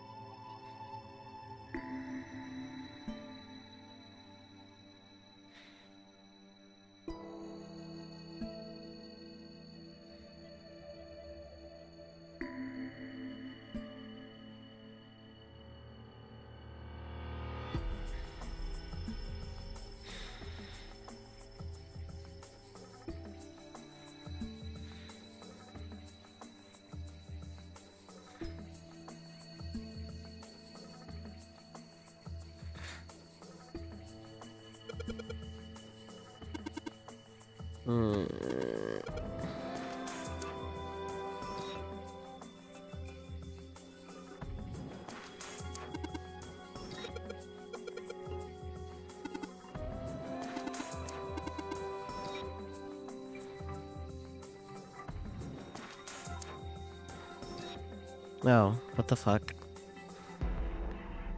Thank you for pointing that out. I wouldn't have thought to try above. I'm still not gonna bother reading all of this because it's too... Well... Oh. Huh, looks like there's a whole lot of space behind these books. Look, Junpei. I think there's something hidden behind the books. Well, I got pretty lucky that was there pretty soon. Sheesh. Okay. Where are the stairs? There they are.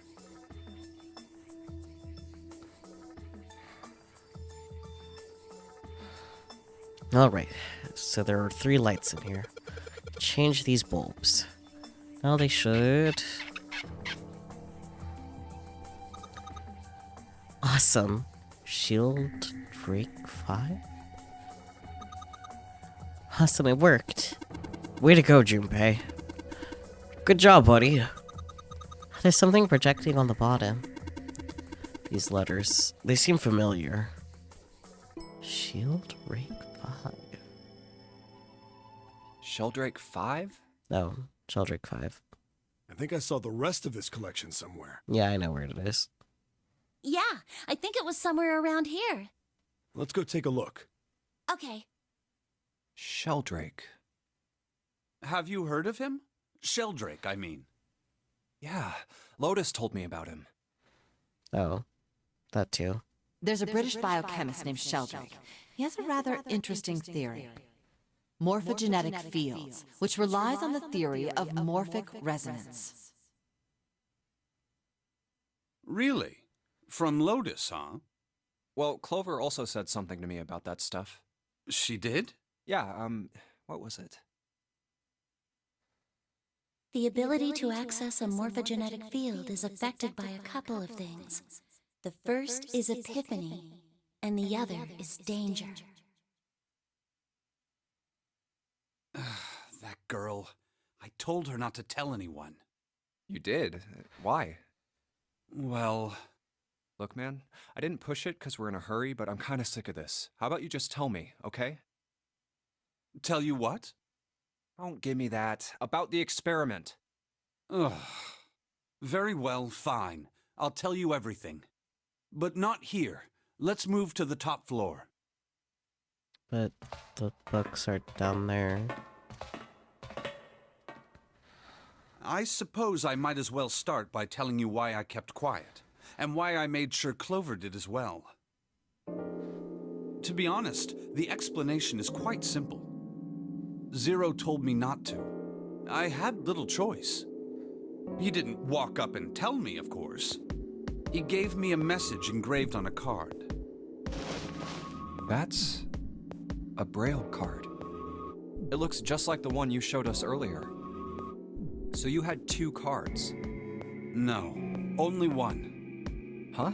What do you mean? I thought that card just had some rules for the nonary game on it. Yes, it did. And those were the rules I read you. However, they were not the only thing on the card. There was something I didn't read. Well, perhaps I should say, there was something I couldn't read.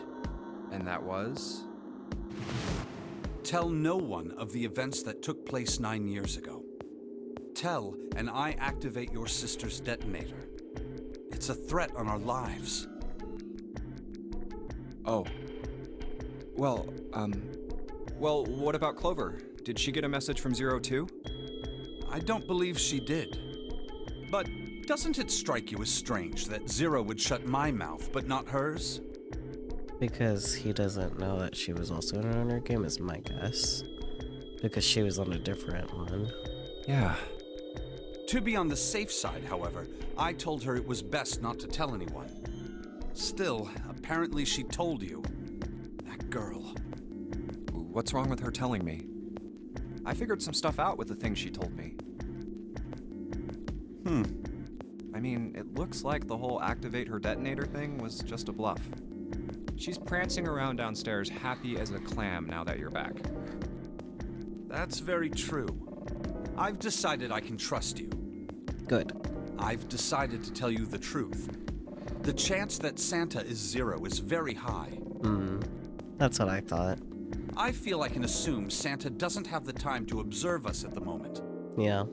And at any rate, even if he were, I very much doubt he would kill us. Why?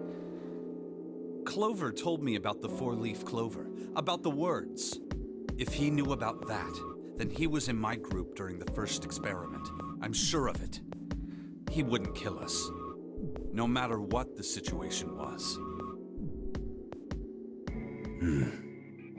Hey, Snake? Yes, I know. You want to know what happened during the experiment. Yeah. How much do you know? Clover told me about...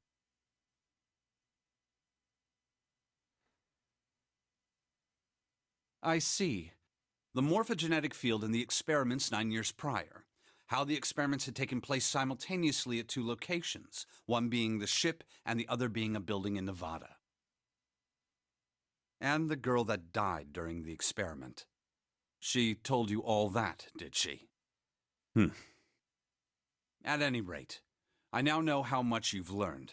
All that remains for us to determine is who did this and why, right? Yes. Can you tell me what happened?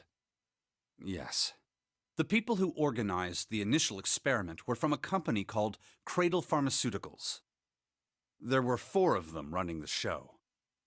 Gentaro Hongo, Nagisa Nijisaki, Teruaki Kubota, Kagechika Musashido. Hongo was the CEO of Cradle Pharmaceuticals. Nijisaki was his right-hand man and did the lion's share of the planning. Kubota led the company's research and development division. Am I crazy, or is that the ninth man? Musashido was their majority stockholder. It was these 4 people who planned the initial experiment. Let me simplify it for you. Hongo designed it, and Nijisaki put it all together. Kubota developed the technology required, and Musashido provided the cash. Given that the ninth man is him, that would explain why he, like, trusted Ace so easily, too, with his false information. Huh, so it's Hongo, Nijisaki, Kubota, Musashido... Of course, more than 4 people were required to conduct an experiment of this scale. To that end, they organized a top-secret team to assist them with their research. I don't think the physique quite matches for him to be the captain, but I do see what you mean. I think you're right. Thinking about it a little more, yeah. Oh, what if this other guy is who... Oh, I think maybe that guy in the purple is the one that ended up taking Snake's place then, in the shower room. That would make sense. Interesting. All in all, they gathered 10 people or so. Those 10 completed their team, and they were able to begin the project. They named it the Nonori Project. The purpose of the experiment was to research the prospect of controlling a human mind through sheer will. The vessel, I suppose you could say, for this control was the morphogenetic field. Huh. Why did the glycerin suddenly begin to crystallize? Why did the crystal structure of EDT undergo a sudden change? Why did the rats improve their puzzle-solving skills with each generation? The rats. Experiments with humans produce the same results. The more people who knew the answer to a question, the more there were who could answer correctly without having seen the problem before. Why is that? How could it happen? The answer is that the shape of the answer has been stored in a field invisible to the naked eye. And through that field, the resonant event transmits information related to that answer. That's essentially the idea behind morphogenetic fields. But that's just a theory. A game theory. Can't bring yourself to believe it? Yeah. Let's say someone killed another person because the devil told them to do it.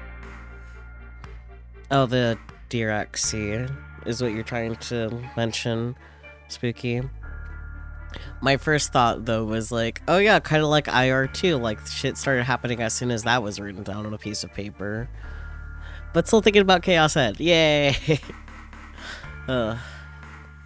Whether the devil exists or not has no relevance to the murder. They believe the devil exists. Whether or not he does is immaterial. So what matters here is that Hongo believed in the morphogenetic field. That's right. But I still don't get it. You said they wanted to figure out how to control people. Right? That is what you were saying. Yes. So how are they going to do that with a morphogenetic field? I'll keep it simple. So with the Noah 2... Let's suppose 10,000 people have solved a certain problem. The chance of you knowing that answer, even if no one has told you, will go up. Let's have another example, shall we? Say 1 million people were to do a handstand right now. Tomorrow, the chances of you doing a handstand would be higher, even if you had heard nothing of this hypothetical mass handstanding. Mankind's thought process and actions are all part of a resonant event. All of the resonant events encoded in the fields are projected onto you.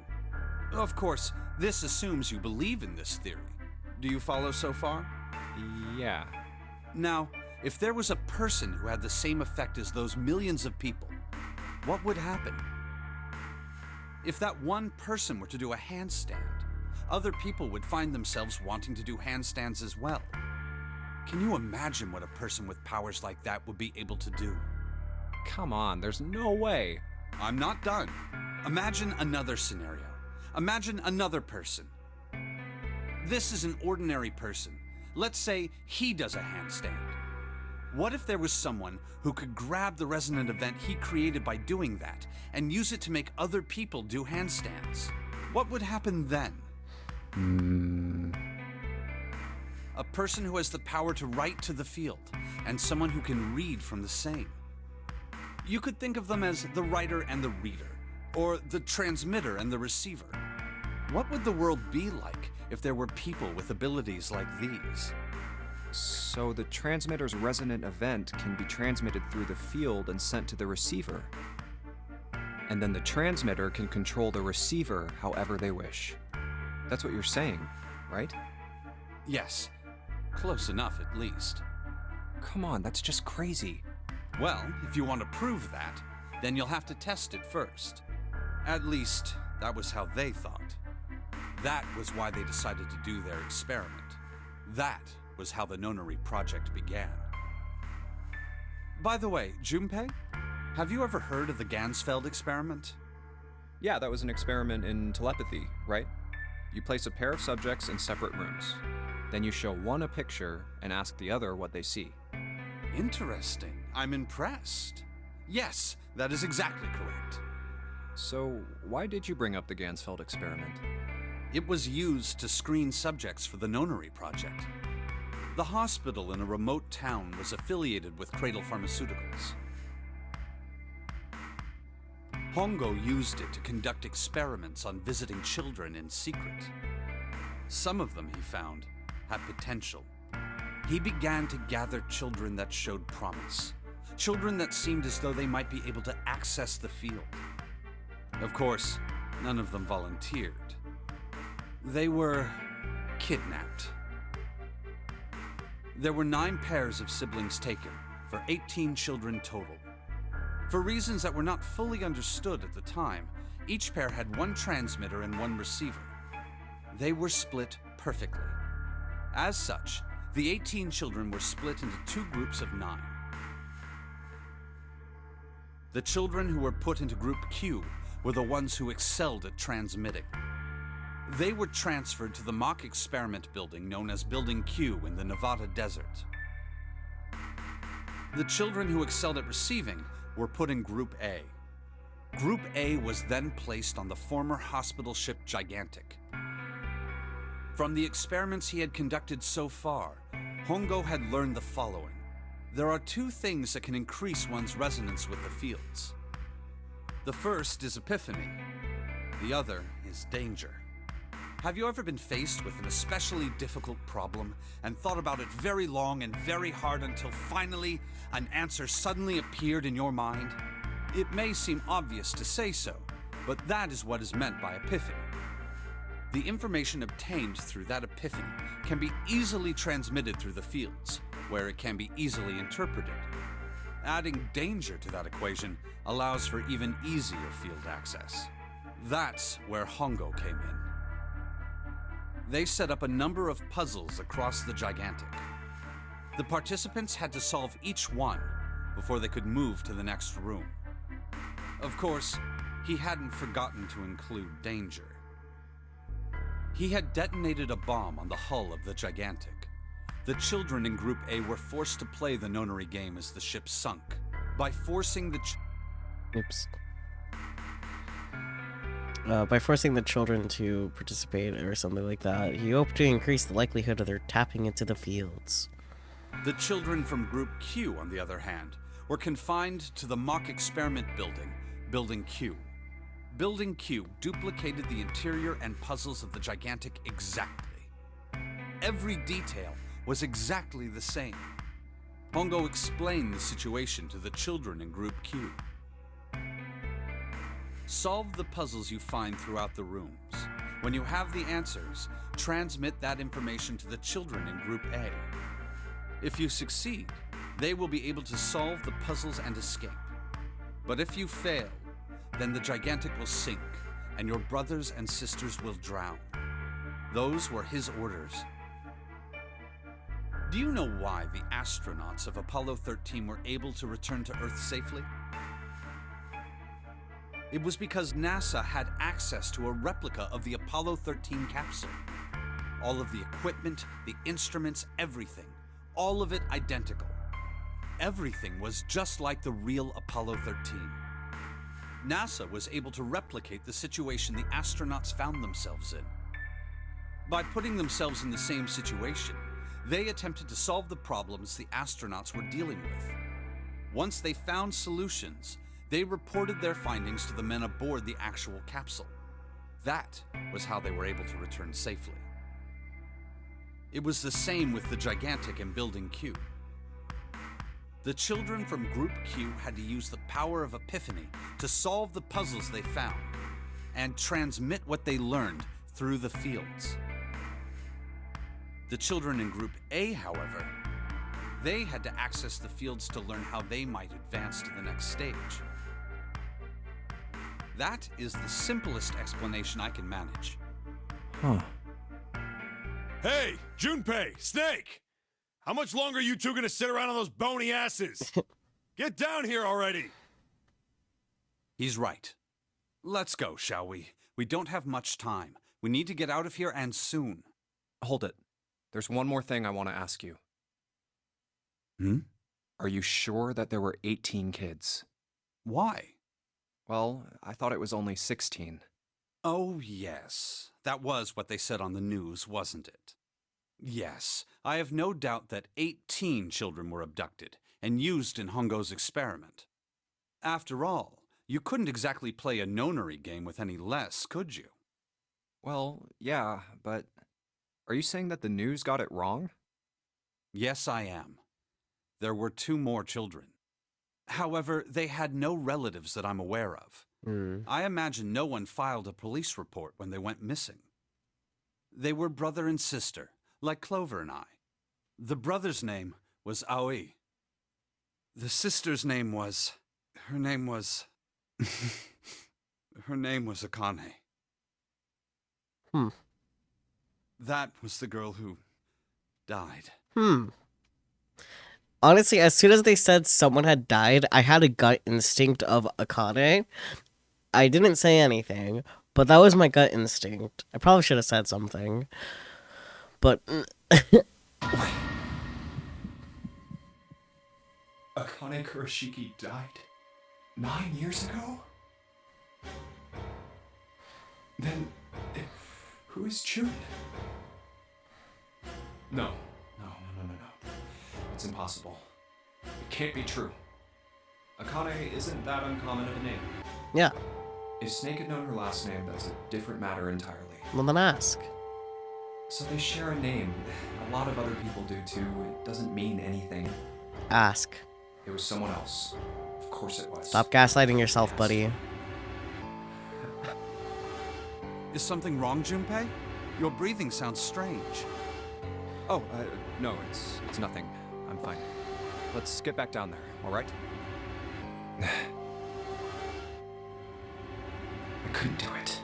Why didn't I ask? What's her last name? I just couldn't get the words to come out. Fun times. Anyways,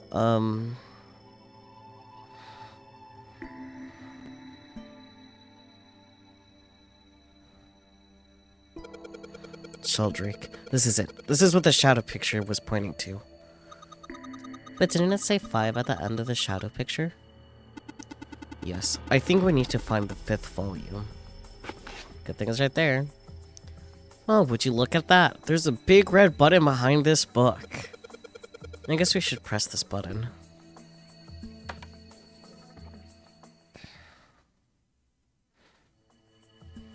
Alright.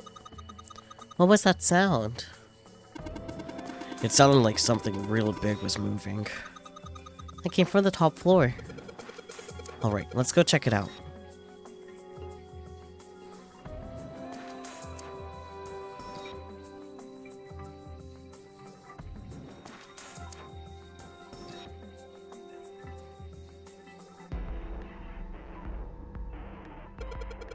There's a keyboard in front of the numbers. And there are 4 Roman numerals on the wall. It's gotta be a hint of some sort. 13. The number 14, 10, 13. Those are all Roman numerals. Do you think we just need to put in the numbers from the wall on the keyboard? No, you can't. The keyboard doesn't have any number keys. You can't type in stuff like 3 or 4. And that means... Well, I bet you gotta type something on that keyboard. Yeah, but you can only enter letters. It looks like you can only enter 4 letters. Let's see how it works. I guess you need to enter once you type in the letters.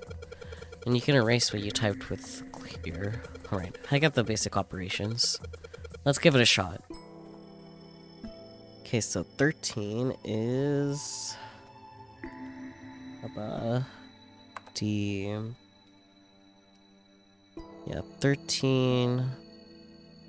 13, 14, 10, 13, so...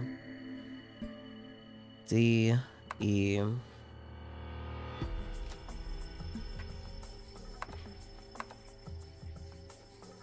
Of course it's dead.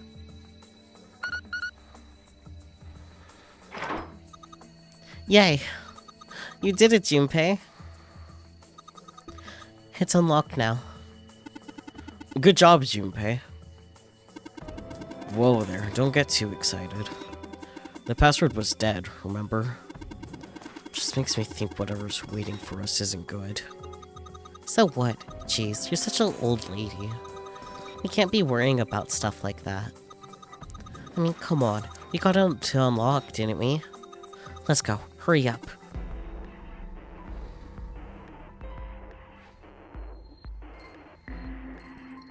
It's a thick metal door. There's a handle in the middle of it, though. Yep. Roar. Damn it. Can't get it open. This thing won't even budge. What? Why not?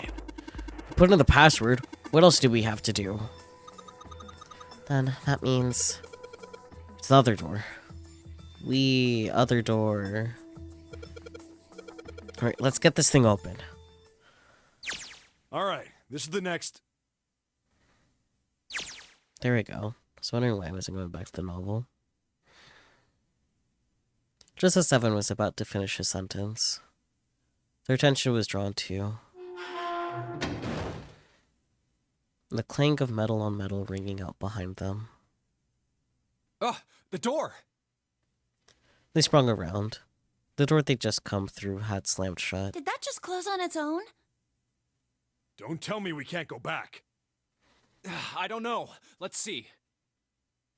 Junpei grabbed hold of it with both hands and pulled with all his strength. My educated guess is they're gonna have to open the other door that they couldn't open to get in. Damn it. It looks like it locks automatically. Is there any other way out? Well, there's another door over on the right. There's a card reader next to it. It's got a red light on it, though, so I'm pretty sure it's locked, too. But there is a card reader, right? Yeah. Then perhaps if we find a key card, we could open the door and leave? Well, yeah, that might work, but... Hey! Wait a minute! Are you saying we're gonna have to search through this room for one little card? Oh, man. They took a second look at the room they'd found themselves in. Oh boy.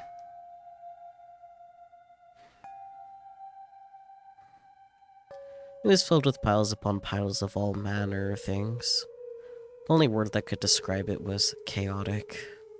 It was like a tornado had passed through, followed by a giant who had picked up and shaken the entire room a few times. Looks that way. Junpei's heart fell. No way! For real? Clover and Seven looked as though they were about to cry. Well, we can sit down and wait to die, if that's what you prefer.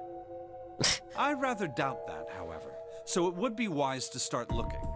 We haven't much time. Let's find that key card. Oh, and the Neptune key as well. We won't be able to get through the hallway without it.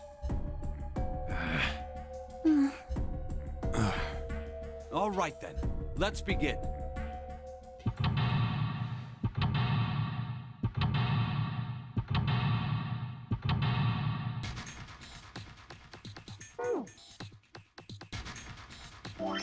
This is gonna be a next week problem. Yeah.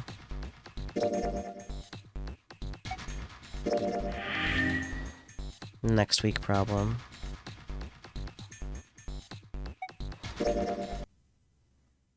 But I'm pretty sure we're on track for the true ending now, because, yeah. But yay, that was fun. That's definitely the top word to use. But hey, I was right to doubt both Santa and June as early as I did. I guess not that early, but like after the safe ending, like... Oh, that's a little... That's fine. But yeah, fun times, fun times. Do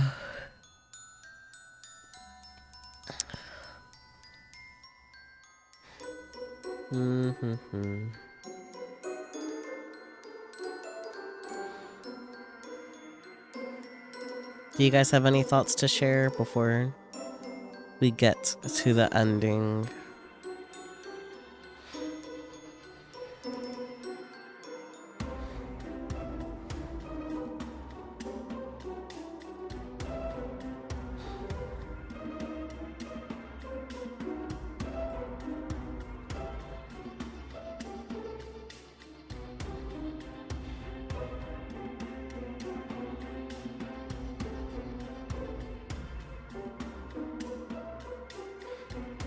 Man, I love puzzle games. You know what? That's fair.